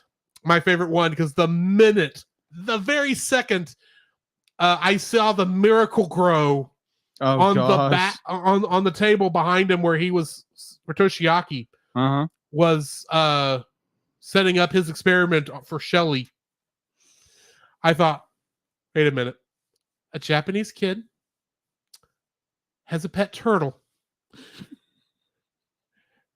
And it's very obvious it's going to turn to a monster. Well, the friend to all children is about to make an appearance here tonight. And he turned, and the minute you see that Miracle Grow Porter there, it's like, any minute now. Any minute, this is going to be good. And that's why I took a picture of it. And I texted Nate over at the Monster on Film Vault and said, hey, look at this. Gamera showed up in a Disney movie. Probably because they couldn't get Godzilla, if we're being honest. But still, because you actually look at the model for Shelley, and he's not. It's obviously based on Gamera. They didn't put in Gamera's tusks that he's got, and his head looks very similar to some shots of Godzilla I've seen. So I think they wanted Godzilla, but they had to settle for the friend to all children. But yeah, this Gamera would be a lot easier to get. But that I was, oh my gosh, I had to pause and stop laughing when I saw that. Not because it was funny, but it's just like, yes, Pixar couldn't get Godzilla, but Disney got Gamera. Wait, what? Yeah, in Monsters Incorporated. Oh, the scene where they're crossing the street. Yeah, and they're standing next to a giant, quote unquote, dinosaur. Yeah, and when Sully says good morning to him, you just hear a chicken cluck. Oh yeah. That was supposed to be Godzilla's roar, but they couldn't get the rights. Oh my gosh, because they'd have to license it from Toho, and Toho wouldn't do it. Funny, but anyway. I loved all the monsters at the end of this. It was fun to see them. It's just sad how they all went out though, which I'll get to in a minute. Yeah. You got anything before we jump into dislikes? No, let's get in there. All right. If you don't mind, I will start. Go dislikes. Because it kind of goes off what I was just saying. I wish we had more of the monsters at the end of this film. I agree. The fact that they all die is just disappointing in some ways. I wanted them to have to, obviously it makes sense that the kids would initially be scared at these monstrous creations, especially Weird Girl, now that her beloved cat is now a bat cat. I thought it would fit better with the theme. Okay. Especially since, we do have the whole thing with Sparky and the love that Victor showed him. If maybe the kids had to accept responsibility for their actions. Yeah. And had to learn to love these creations of their own. But they never have to because all the animals die by the end of the film. That is true. And I'm like, really? You could have given this a little more oomph because these kids basically got away with it. Yeah. You basically almost destroyed a town and you learned nothing from it. Exactly. These kids are going to be doing the same thing next week. Victor learned a lesson, but he still got, his friend back, which I guess ends justify the means is the lesson he learned there. But still, it's just, I wish we'd gotten more with that. Fair. I feel like not making the kids have to live with their mistakes. Yeah. Ultimately hurt the film on a thematic level. I would agree with you there. Look at me reviewing this like I'm an objective reviewer. I'm not. It's just that's just the thing that crossed my mind. It's like it messes. It just the kids don't have to deal with the theme like Victor does. Yeah, they just walk away scot-free and just pretty much. Granted, the film ends like just as soon as Sparky's alive, just like in the short. But yeah, I agreed. We didn't really get to see much aftermath. True. Yeah, I would agree with you on that, and that is definitely my first dislike of this film is like there's not a lesson learned by our antagonist children characters, because Victor learns a really good lesson like a really real lesson. But be like his is more be like sometimes the idea of an adult you have to let things go, but his is more like but like he gets his best friend back. Yeah. At the end of the film, and I feel like there's a part of it there. It's like, oh, it's yeah, we can get into that later. But the idea of these the antagonist characters do these horrific things, and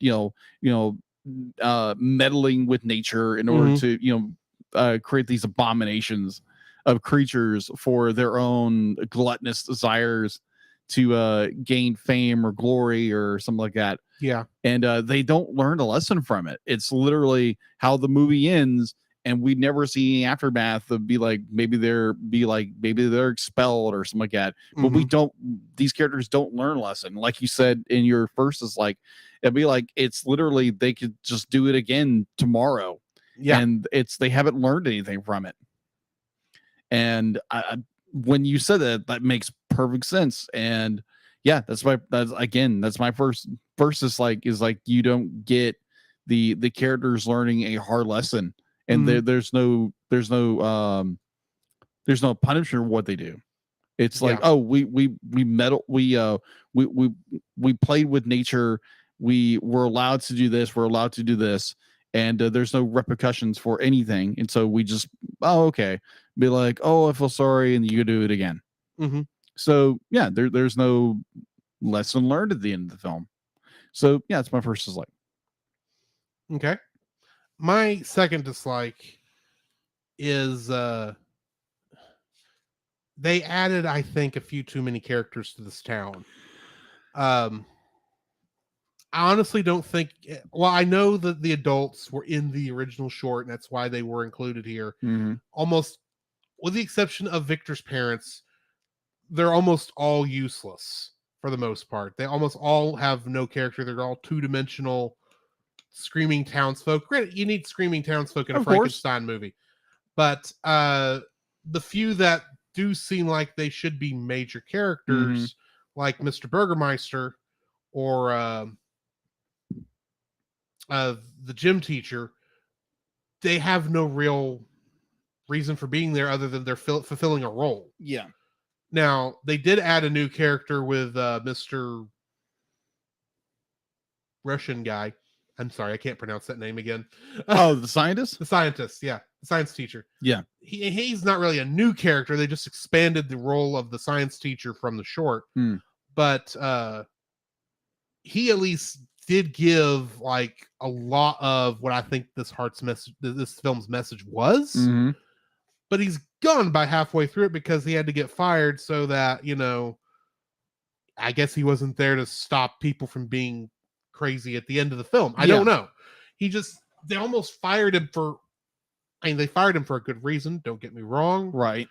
But from a story perspective, it's like, why was he already out of town by the time the Dutch festival happened and the monster attacks? You could have still had him come back and perhaps, I don't know, be one of the voices of reason in this town. Yeah. But they got, even he's almost a useless character because he's gone by halfway through the film. And of the kids, most of them are forgettable too, in a way. Yeah. The only one that sticks out to me is Edgar, and that's because he's Igor. Yeah. And he doesn't even really do the Igor role very well. True. Or Igor, however you want to say Igor. it. I've heard it both ways. Yeah. In the same movie. Young Frankenstein. Gotcha. But almost all the other characters, it's like they have an archetype maybe they're fulfilling, but it's not even a well-defined archetype, I guess. It just feels like there's too many people in the film. If they had, I don't know, just focused on the kids and had the adults just be background elements to fulfill even the small role they had in the thing, but they tried to give so much story on both sides of it that it really felt like there was too much going on at points. And too many characters to try to keep up with what they were doing when most of the time it was unnecessary what they're doing. Even the character who I assumed was supposed to be Victor's love interest, Elsa Van Helsing, Mm-hmm. is a useless character. Her only real job is she's the owner of Persephone, the bride of Sparky, Mm-hmm. basically. Basically. And to sing the very bad town theme at the Dutch festival. Mm-hmm. I just feel like there's so many characters in this that they didn't have time to develop any of them. And really, in some ways, the characters that were in the short aren't developed much from what they are in the short. Okay. So yeah, there's just a lack of character development across the board, I think, not from an acting perspective, Yeah. but from a writing perspective. Okay. Just because there wasn't enough time. Yeah, my second dislike is more from an animation standpoint. Mhm. Like you look at we've done Corpse Bride, right? Yeah. Okay, I knew that. This is the third stop motion Tim Burton property we've done. Yeah. So you look at Nightmare, you look at Corpse Bride, the animated characters, or the stop motion characters, actually, there's a lot more. Like you look at Nightmare, you look at Night Before Christmas, like you have a lot of characters who blink. You have in Corpse Bride, there's a lot of characters who blink to give them more life and fluidity as a character, to give them, more of a personality, whatever. For us, we can relate to them because they blink like us. In this movie, you hardly ever see a character blink.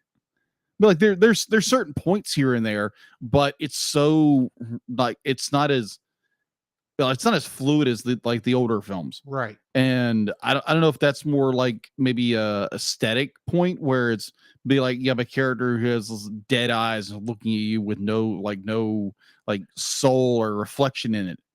So, go ahead. I have a theory as to why that is. Okay. First off, while this is the third Tim Burton quote unquote Halloween-y movie, the other two movies were not directed by Tim Burton. Agree, they weren't. It was the Nightmare Before Christmas. Let me say the whole name. Tim Burton's The Nightmare Before Christmas. Tim Burton barely had anything to do with it other than character designs. Agreed. Corpse Bride, I think he wrote the story. I think so. But he didn't direct it either, because Corpse Bride was created by the same production team that made Nightmare Before Christmas, which is now the company we know as Laika. This film, while it was also directed by it was the first of these directed by Tim Burton, this is almost an entirely new team. We don't know how skilled they actually are at doing this sort of thing. It could be that between the skill level of the production team and maybe Tim Burton's preferences based on his art, it could be that they just decided we won't have the characters blink as often to make it feel creepier. I gotcha. I don't know. That's a theory. I don't know how true it is. I gotcha. I know some elements are true, but I don't know if that's all the reasoning. Yeah, so that's just me. Be like, it was more. I noticed there's not a whole lot of like eye blinking for the characters. Be like, obviously, Mr. Whiskers blinked a little. Yeah, but overall, but it was the one eye at a time blink. Yeah, which is creepy. Well, cats do that if they don't trust you, because they want to keep one eye on you at all times. I didn't know that. When cats blink and they close both eyes, that means they're comfortable around you. So you can imagine how little Rowdy blinks when I'm around. Oh gosh, I can imagine. Poor cat. No. He was okay the other day. So. Okay. All right. So yeah, that is my second dislike. What is your third? My third dislike. I understand why they chose the black and white, and I do kind of like the fact that it's a black and white film.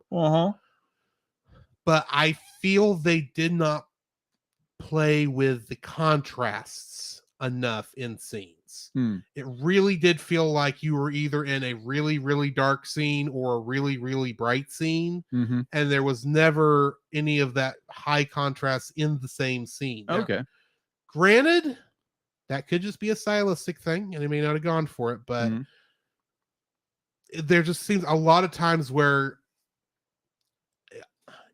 everything was averaging out to just one big shade of gray for each scene.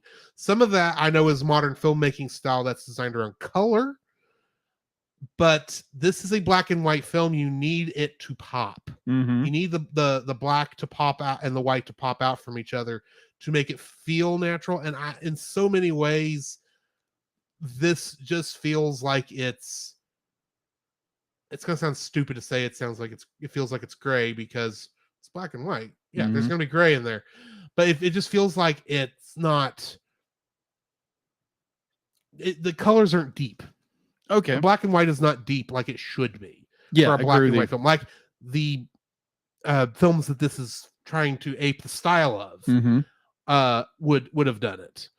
It just feels like it feels like they chose what colors they wanted it to be, and they animated it in those colors, and then when they got to the editing bay, they took all the color out Mm-hmm. and were stuck with what they had instead of actually trying to make it look good in black and white. Fair. Not saying it looks bad. Do not get me wrong. It's just it could look better Fair. in black and white. So yeah, that's and I know that to some degree that's going to be a taste thing. It's just I've seen some good black and white that really worked with those colors, even with darker scenes and lighter scenes. Mm-hmm.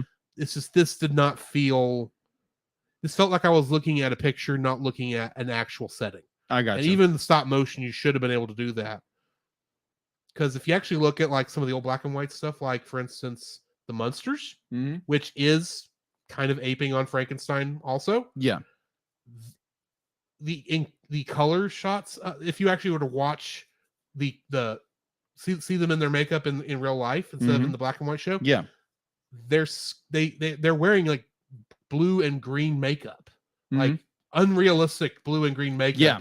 so that on the black and white film it will pop better. Yeah. This, it looks like they made every character's skin color standard skin colors, and then it just doesn't have the same feel to it. Now, granted, because of Tim Burton's art style with the Mhm. sunken in eyes, Mm-hmm. it works. Yeah. And maybe some of this is because they made the colors look closer to his style. Mm-hmm. Because if you actually look at his art style, it does have the very much kind of a sketchy gothic feel to it. It does. Yeah. That this is obviously trying to ape the art style of, but I just really wanted not just the characters, but even the backgrounds to have more pop to it. Understood. So yeah, that's my third dislike. Okay. So my third dislike there again, it's a nitpick, and it kind of vibes in with yours a Mhm. little bit. So I remember there's one scene, I think it's like a teacher or it's somebody, they're looking down at a notepad. Yeah. And you can obviously tell for some reason, they didn't technically shoot everything in black and white. They just, they put the sepia tone for everything in a tone. But at one point you can actually see yellow in one scene. It's on a piece of paper and you literally see it's yellow. I'd have to go back and look at that. Yeah. Now I might be like, my eyes maybe it deceived me, but I could have, told you up and down without, swearing to anything. But like it looked yellow. And it could have been your TV trying to hit that black and white, because we're looking at a color TV producing a black and white image.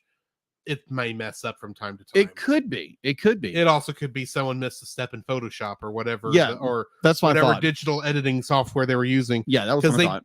weren't using the black and white setting on a camera. They looks like they actually made it in color. They did, and then made it black and white. Yeah, and there's something to be said about that. Mm-hmm. But if there's one thing I have learned from my photography, the more you get in camera, the better it looks. And this looks like they put it in black and white in post instead of shooting it in black and white. Yeah. Agreed. Anyway. Agreed. So yeah, that's like a little nitpick. It'd be like, I saw it and I was like, that doesn't seem right. Now, granted, it could have been, maybe it was a trick of the light. Maybe it was my television. Mhm. It could have been any number of things. It could have been numerous things, but it was just a little nitpick, and I was like, that looks yellow in a black and white film. Yeah, that's it. Well, I mean, you look back at Corpse Bride and you have those scenes that were shot, in the village where it's very much has a grayscale feel, but you can tell it was filmed in color. Yeah, that has more of the depth that we're talking about. Yeah, agreed. This film does. Yeah, Unfortunately. agreed. The short has more depth in its black and white than this does. But anyway, I'm just picking nits at this point. But that does bring us to the end of this episode. So we do, or this review. So we do need to rate it. Mhm. What are you rating it? Oh, really? It's a great film. It's a wonderful, wonderful piece of stop motion animation that is done very well. It does have its little flaws here and there as a film in general, but overall, it's great. So I would probably give it an 8. Okay. What do you give it? I'm going to probably give it about an 8 also. It's got, like we said, it's got its little flubs and little flaws, but for the most part, it's just a fun monster movie that, I mean, that's just going to be fun to watch this time of year. It's got a message that I do think it sort of flubs up at the end if you think about it too hard, but it's better than some other Disney Halloween movies I've seen this year. Alrighty. But yeah, I'll give it an 8. Alrighty. Which means it's time to move into the first episode of season 2 of Lower Decks on animated series.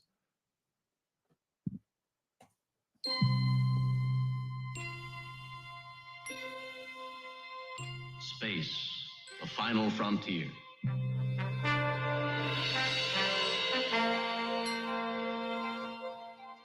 These are the voyages of the starship Enterprise.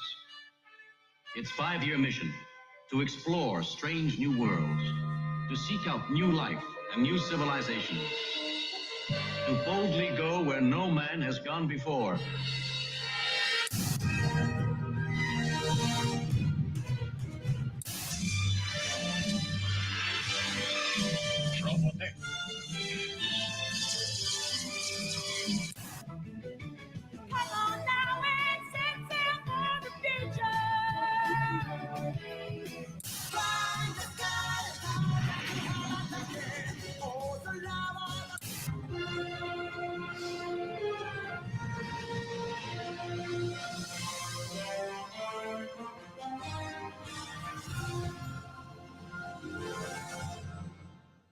All right. If you remember when we left off on these reviews, what, a year and a half ago, roughly, when we left off at the end of season 1, and one of our characters, Boimler, had moved on to a new ship. Yeah. While the other 3 are left back on the Cerritos. Mm-hmm. So let's go. That's pretty much what happened. All you really need to know going into this. So let's go ahead and jump into the first episode of season 2, Strange Energies, which was directed by Jason Zurich and written by Mike McKayen. Since this is the first episode of this, I am going to go through the entire cast list. Tawny Newsome plays Ensign Beckett Mariner. Jack Quaid plays Ensign Brad Boimler. Noel Wells plays Ensign Devon Attendee. Eugene Cordero plays Ensign Samantha Rutherford. Dawn Lewis plays Captain Carol Freeman. Jerry O'Connell plays Commander Jack Ransom. Jillian Vigman plays Dr. Ta'ana. Fred Tatasciore, who last season played Security Officer Shax, the Bajoran. Yeah. He is still in the cast. And in this episode, he voiced one of the Cardassian Guard holograms. Really? Mm-hmm. Ben Rogers plays Lieutenant Commander Stevens. Missy Pyle plays the holographic Cardassian interrogator. And if the name Missy Pyle sounds familiar to you, she was in Galaxy Quest as one of the Thermians. Oh, okay. The female Thermian. Oh, okay. Just to put that in perspective. I gotcha. Semi Star Trek royalty. Jessica McKenna plays Ensign Barnes. Lauren Lapkus plays Ensign Jennifer Sharian. Phil Lamar plays Admiral Freeman. And this episode, we have guest starring Jonathan Frakes as Captain William T. Riker. For 2 lines. In this episode, the USS Cerritos is dispatched on a mission, which results in an encounter with strange energy. Trivia for this episode. Although there is no official star date given within the episode itself, a log by Ransom on the Star Trek Logs Instagram account dated the episode to somewhere around stardate 57995.8, roughly around where it's supposed to be. In Mariner's holo program, the holographic Boimler says the Cardassians keep showing him lights. This is a reference to the Next Generation episode Chains of Command Part 2, where Gul Madred tortured Captain Jean-Luc Picard by repeatedly showing him 4 bright lights and telling him there were in fact 5 lights. When Picard refused to submit, he was tortured by a small device implanted in his chest that allowed Madred to inflict pain in any part of Picard's body. Which is why every Star Trek fan knows there are 4 lights. Anyway. And apparently I still don't get that joke. I'll make you watch that episode one day. The ships featured in the Cardassian facility as Mariner steals the Macduff include 2 Gaylor-class Cardassian cruisers, 3 Jem'Hadar fighters, 4 Bajoran interceptors, 4 Danube-class runabouts, 5 Delta Flyer-type vessels, 7 Federation attack fighters, 3 Snipe-class frigates, and 2 D5 Klingon battle cruisers. 5 small Cardassian ships of an unnamed type, and 3 Hideki-class vessels. Mariner's line about how the crew is not supposed to have interpersonal conflict is a reference to Gene Roddenberry's infamous rule during the early years of Star Trek The Next Generation, that there couldn't be any conflict between the main characters and that all drama had to come from outside forces. And now you know why the show nearly died in 2 seasons. That episode references Gary Mitchell early in the episode, and that's a callback to the second pilot of the original series, Where No Man Has Gone Before, which aired as episode 3. In it, Lieutenant Commander Gary Mitchell was exposed to strange energies at the edge of the galaxy and given godlike powers. So, Jacob, what are your thoughts on this, not being a big Star Trek person and being forced along this by your co-host? I enjoyed it. It was a lot of fun. It was a fun episode. There again, I didn't catch all the references. Be like, okay, that's a reference to something. I don't get it. This episode, there wasn't too many. No, there wasn't. But the idea that I think it's Mariner, who is now kind of her and her mother, who's a captain, have given her basically free reign to do whatever she wants. Is that the same episode? Yeah, same episode. That's what I thought. And there again, that's what causes the main conflict in this episode. Exactly, because it's Mariner, because everything. She's trying her best, what she thinks is right, and unfortunately screws up. Of course. I do like the idea that they go down, and poor Boimler. He finally got what he always wanted, and it's actually being in the A story of an actual Star Trek series. So every week he has to deal with this crap. And Riker using all of those jazz terms. It's like, how do you know what he's saying? I don't know what he's saying. Anyway. Oh my gosh, but it's like then you get the side story with Tinley, right? Tindy. Tindy and her guy crush. Yeah, because that's the thing. Rutherford did technically get horribly injured at the end of the last episode, because in order to get out of the Pac-led vessel and it's still connected, Shax literally ripped the his implant out and then ran, and that caused some memory issues. That's what happened. Yeah. Also, Shax is dead at this point. Really? Yeah. In this episode. Oh, okay. Yeah, it's been a very long time since I watched the first season, but it's a good episode. It's there again. It's Mariner trying to get herself out of the problem she put herself into, and the first, what is it, the first, not captain, but he's the first officer. He's the first officer. Oh, I think it's like Riker, and be like he's Riker. It's the same role. It's the same role. In fact, a lot of Ransom's what do you call it? Mannerisms? Yeah, are based off Riker. They are very much based off Riker. I mean, like I've seen a little bit of Star Trek: The Next Generation, and it's like, okay, Riker. Yeah, but oh my gosh, be like the guy who originally played Riker. Jonathan Frakes. Be like, just sound like every scene he was in was chewing it up. It was so funny, just so funny, and like there again, there's a lot of things going on. Be like, I may not understand because I'm not a Trekkie, or a Trekkie. Trekkie. I Okay. use the term Trekkie. If that's wrong, I don't care. Okay, either or. But it's a fun episode, and it's how they solve this dilemma of the the first lieutenant or whatever his name is. First officer. First Technically, officer. he would be a commander in rank. Okay, the command. What's his name? Ransom. Yeah, Jack Ransom. Yeah, Jack Ransom. Getting zapped by this ray, and the joke would be like, oh, it may give him idea of godly powers. And he Yes. turns this Immediately. immediately.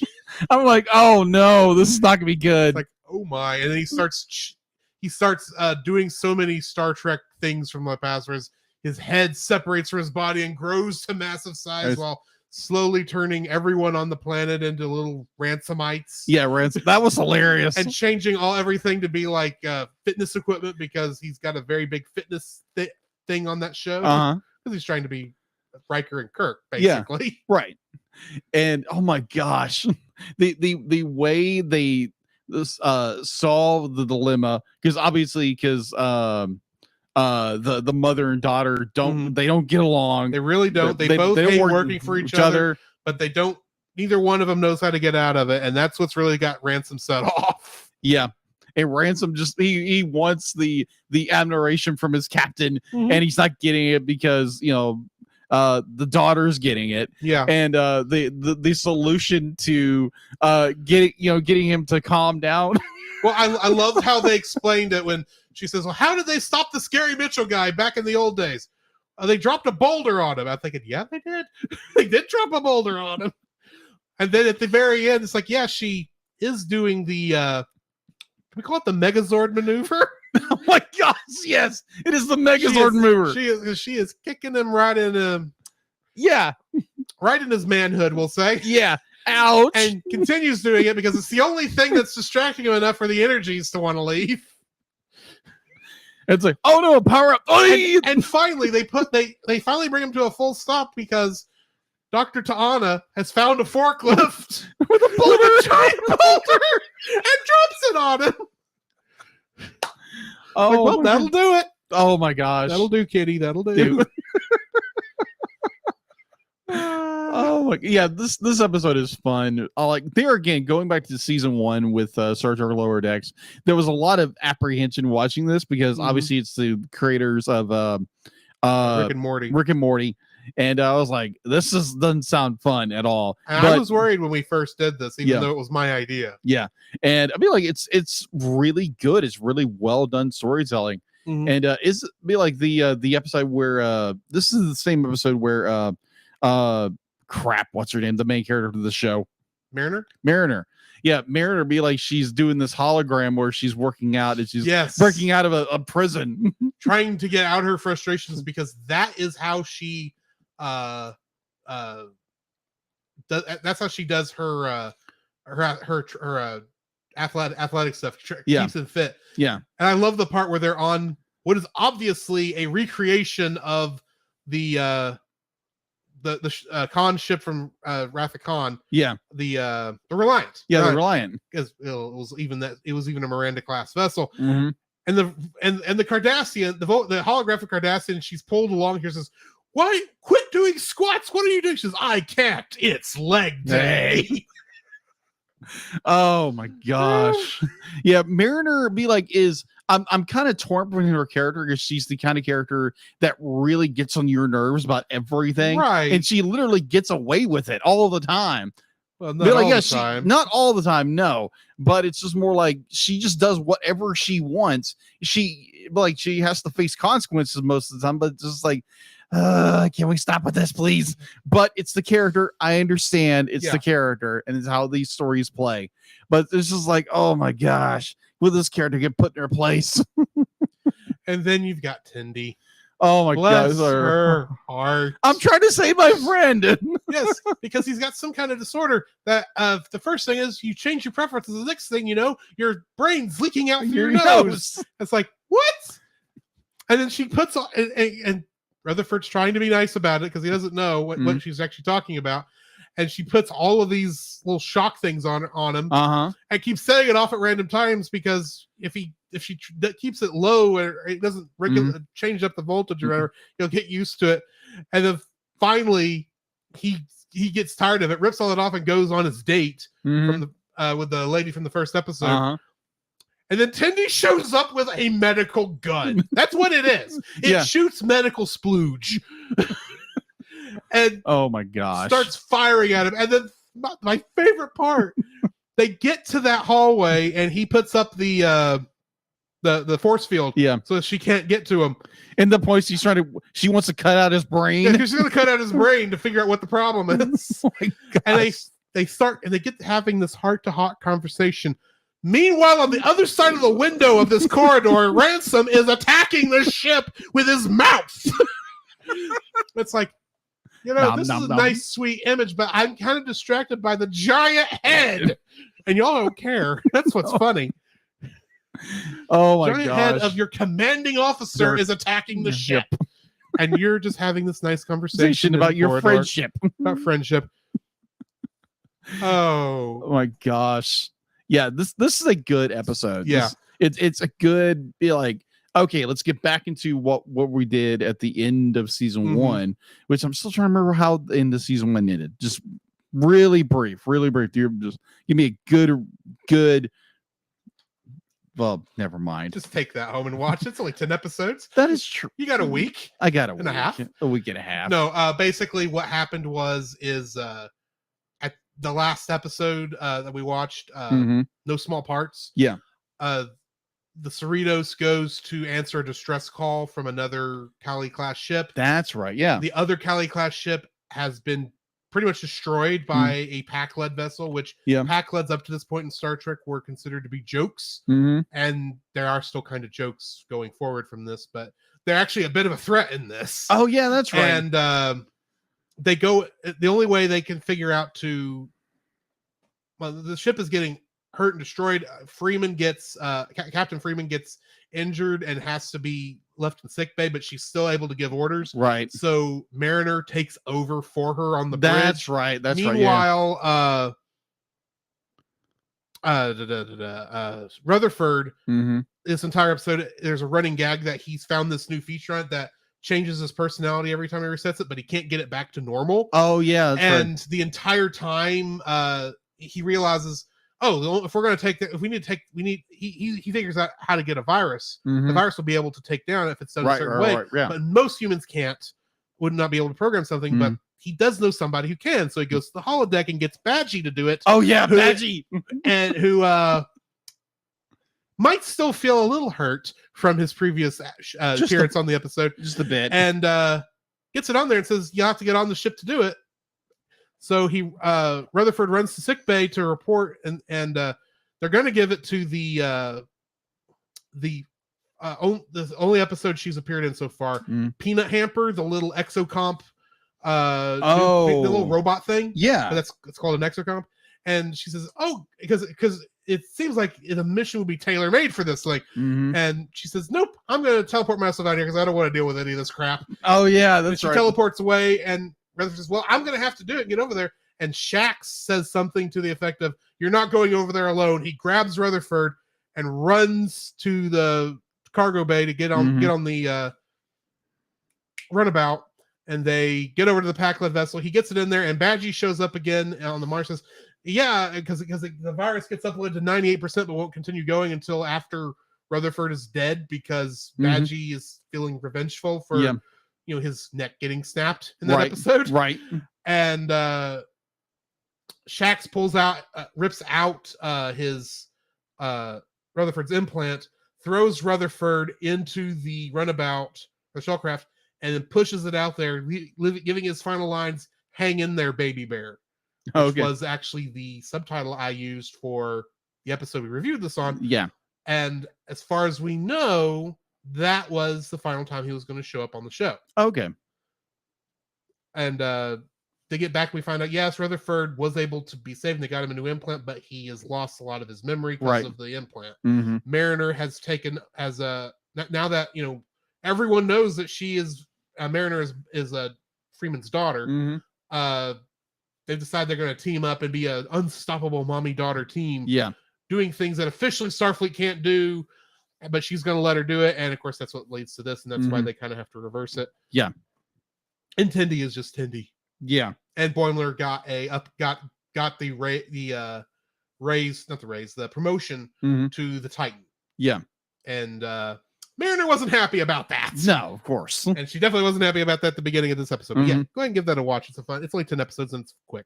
I gotcha. And ever since we got a break next we got a week. break. You got time. Yeah. All right. So good. Yeah. So we now need to go to the next one. Yeah. Which is Kayshawn, His Eyes Open, which was directed by Kim Arndt and written by Chris Kula. In this episode, our lower deckers have trouble bonding with Ensign Jet Manhaver, who has been assigned Boimler's bunk and shift duties. Meanwhile, we get a glimpse of Boimler's life on the USS Titan, which is more intense than he thought it would be. In this one, Fred Tatasciore is now in this episode voices Kerner Howes, the holographic recording of the guy who owned the station that they're on. Jonathan Frakes returns as Captain William T. Riker. Richard Fulcher plays the pack-led leader. Robert Gilbert plays the Titan's chief engineer. Marcus Henderson is Ensign Jet Manhaver. Vanessa Marshall is the Titan's first officer. Jessica McKinnon returns as Barnes. Nolan North is a Carzil 6 miner. Ryan Stringer is the Titan's technical officer. Carl Tart in his first episode as Kayshawn. Mm-hmm. And you only thought we got away from Shorty from Rapunzel, didn't you? Oh, no. Dr. Miglimo, the bird counselor, is voiced by Paul F. Tompkins. Oh, crow. I didn't realize that till I was doing the research for this. Like, oh, no. Trivia for this one. This is going to be a bit, so give me a minute. Items that are nods to other Star Trek stories that can be seen as part of the collection include the diorama showing the spear through the back, Abraham Lincoln skeleton, and the silicon life form from Star Trek the original series episode The Savage Curtain, the salt monster vampire from the original series episode The Man Trap, one of the addictive eyepiece games from the Star Trek Next Generation episode The Game, one of the Vulcan pugil sticks from the original series episode Amok Time, a box of wine from Chateau Picard, the visor worn by Data when he dealt poker, Riker's trombone, the photon tube Spock was buried in at the end of Star Trek II, The Wrath of Khan, and they found in Star Trek III, The Search for Spock, one of the mind spheres from the original series episode Return to Tomorrow, Sulu's fencing foil from the original series episode The Naked Time, a Cottiscot board, which was a game favored by Seven of Nine and Naomi Wildman on Star Trek Voyager, episode Infinite Regress, a pulse cannon from Star Trek Insurrection, the Terran Empire flag from the original series episode Mirror Mirror, and the Enterprise episode In a Mirror Darkly, Picard's Kurlan Niskos given to him by Professor Galen in the original series episode The Chase, a Horta egg from the original series episode The Devil in the Dark, and the necklace Khan made out of a Starfleet insignia from a uniform belt buckle in Wrath of Khan. Wow. There was a lot of stuff. And there's one more thing. The giant skeleton wearing the tattered blue what Starfleet uniform was that? belongs to the Spock clone named Spock 2 from the Star Trek animated series episode The Infinite Vulcan. Wow. That's a weird show, and I haven't got to that episode, and now I'm curious. The new security officer, Kayshawn, is one of the children of Tama, or Tamarians, which first appeared in the Next Generation episode Darmok. Basically, they speak a language that the Universal Translator can't completely translate. Okay. It can get what they're saying into English, but because they mostly speak in idioms, a literal translation is not very helpful. Yeah. So, like when he says stuff like at the end when he says "Shaka" when the walls fell, that is him literally saying something that's the best Universal Translator can actually do by himself. I gotcha. So a lot of times he's actually speaking natively in English, or not natively in English, but he's actually speaking in English. But sometimes he'll revert back and speak in his native language, which gets translated in these weird idioms. Yeah. And that's actually an interesting episode to go watch. Interesting. And this also at the end, as Boimler leaves Riker with his transporter clone, which is something that happened to Riker in Next Generation episode. I caught that. Riker instructs the computer to play Nightbird. Nightbird was a gag on Star Trek The Next Generation. It is a fictional composition that is never actually heard, but is said to be very complex.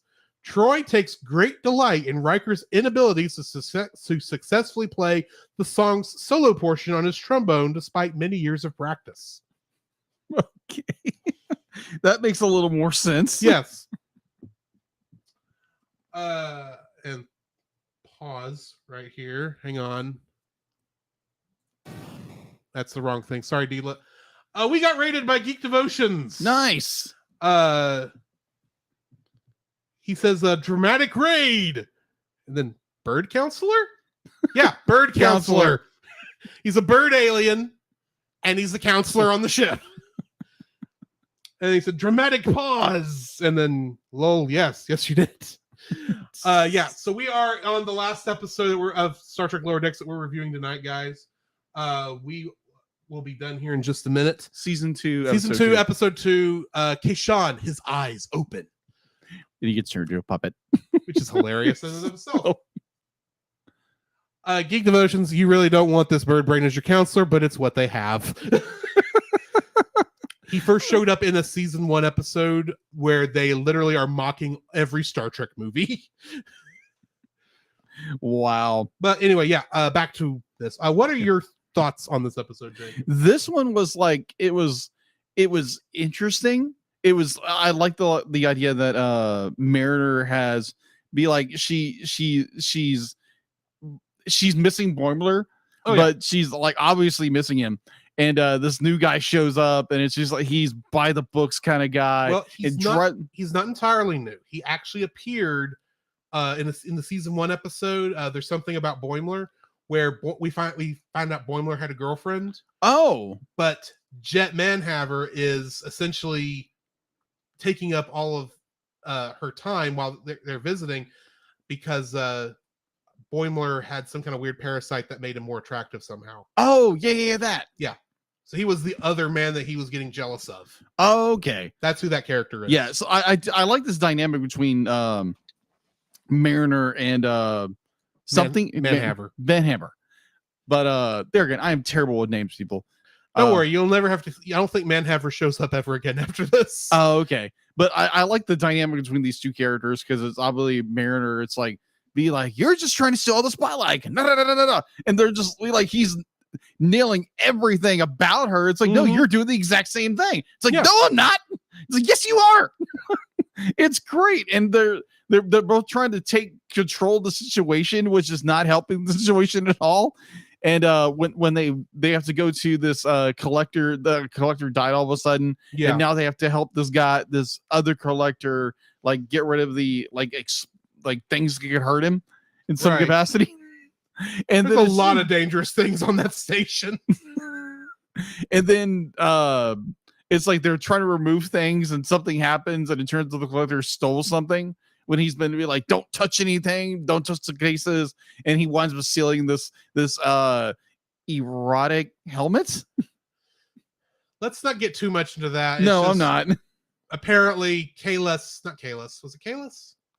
Kahless, whatever. Okay, it was Kahless. Kahless was essentially, I'm not going to call him Klingon Jesus because that's not right. Right. But he's basically a major Klingon religious figure. Oh, okay. So that's essentially a religious item.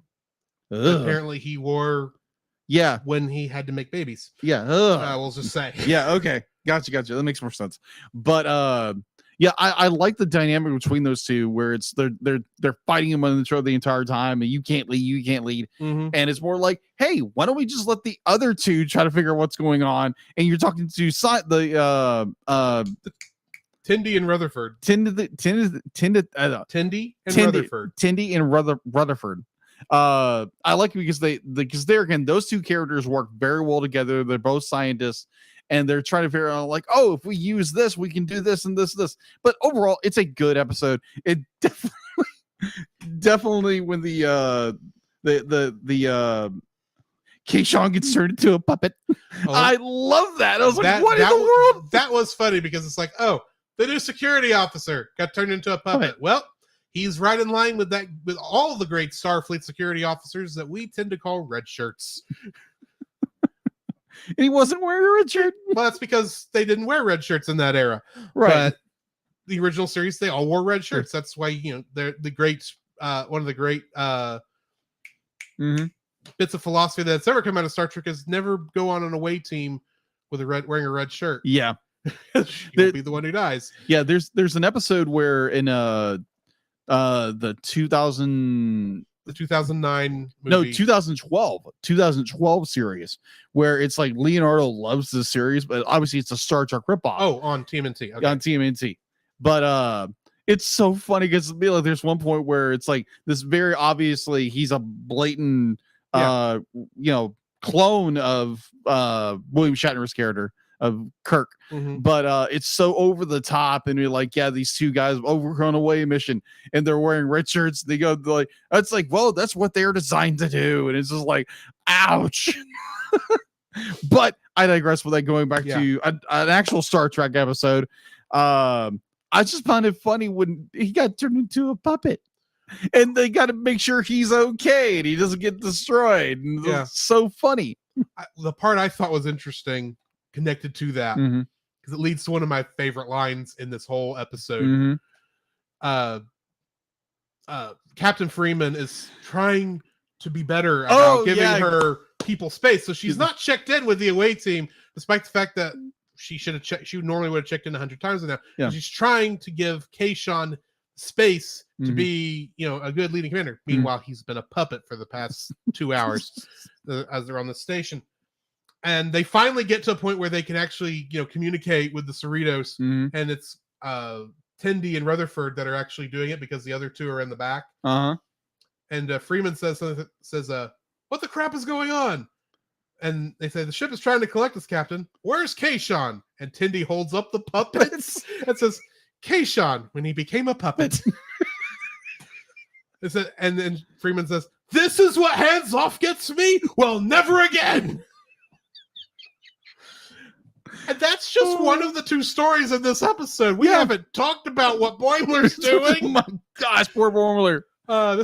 Thankfully, this is the last episode where we get these split stories, because obviously by the end of this, Boimler has come back to the Cerritos. Yeah, or at least one of Boimler. One of them, yes. But he's on this other mission, and he gets on this away team with these three other commandos who are they like being on the front lines and boots on the ground, those kind of heavy military type of people. And they're all saying, like, I don't know how Riker loves this stuff. I don't know how he could have hung out on the D with under Picard dealing with all this other boring stuff. And one of the points that's like, no, I bet he loved that sort of stuff, because it's like he's going through all these exploration, talking about all the cool parts of it, and they're like blowing them off and everything. And by the end, they're stuck down in the middle of this mine. Yeah. And he's saying, and they aren't wanting to do anything because they don't know what to do. And Boimler figures out what to do based on what he remembers of, the logs that Captain Riker would have had. and he says, you know what? I enjoy being in Starfleet because I get to explore. I get to see all this other cool stuff. It's not always about all the stuff y'all are talking about. And they all, of course, break this as, I just like to shoot phasers or something like that. And I got him because of science. Yes. And they get the other three beamed up, and of course that's when the ionization field comes back in. Oh yeah. And Boimler gets to go through the same thing Riker did, where they beam him up.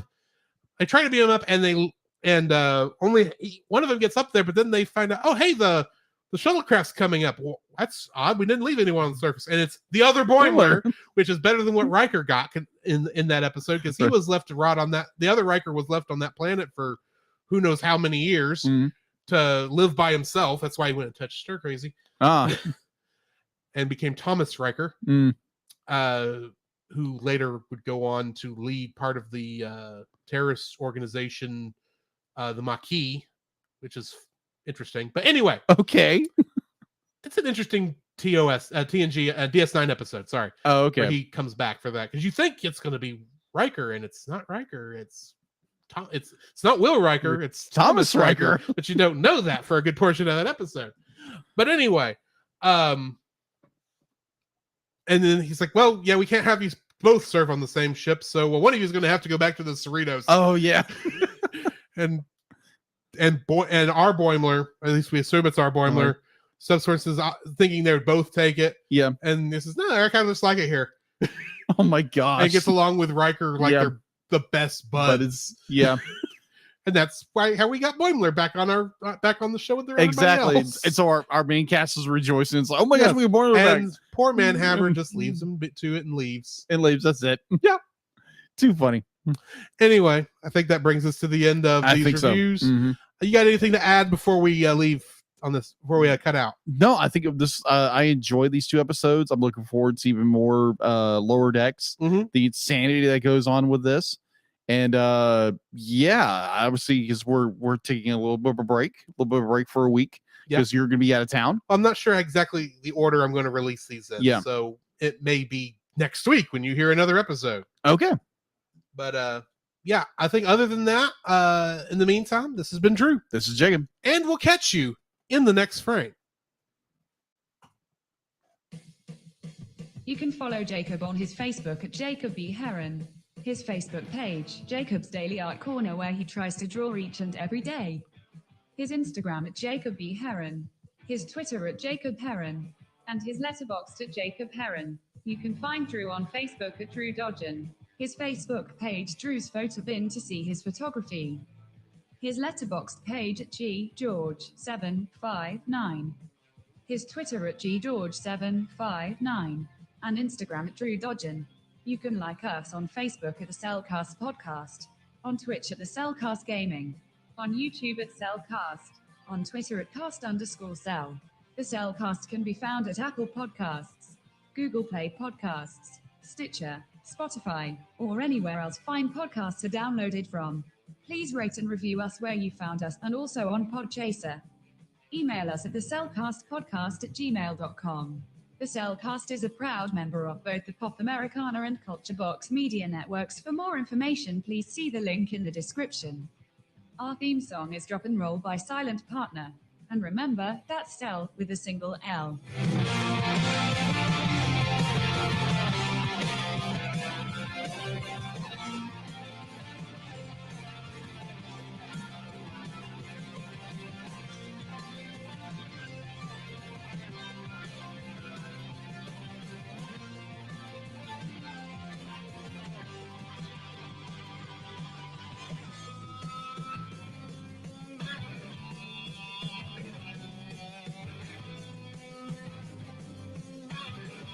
All right. Thanks, guys.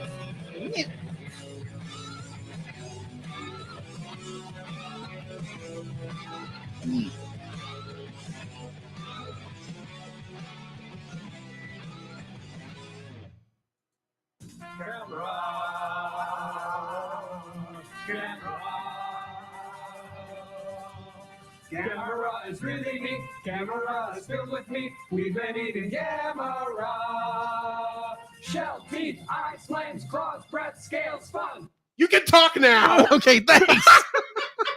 I can't read lips. I know. I ended that with the Gamera thing. So I was going, Gamera. Oh, okay. Gamera. I didn't know what he's doing. Gamera is really neat. He is filled with turtle meat. We've been eating Gamera. Shells, teeth, eyes, something. I don't remember the rest of it. Oh my gosh. But yeah, that was interesting. Thanks, guys. Because he points to me, he's talking, I was trying to get you to say it. I got the stinger.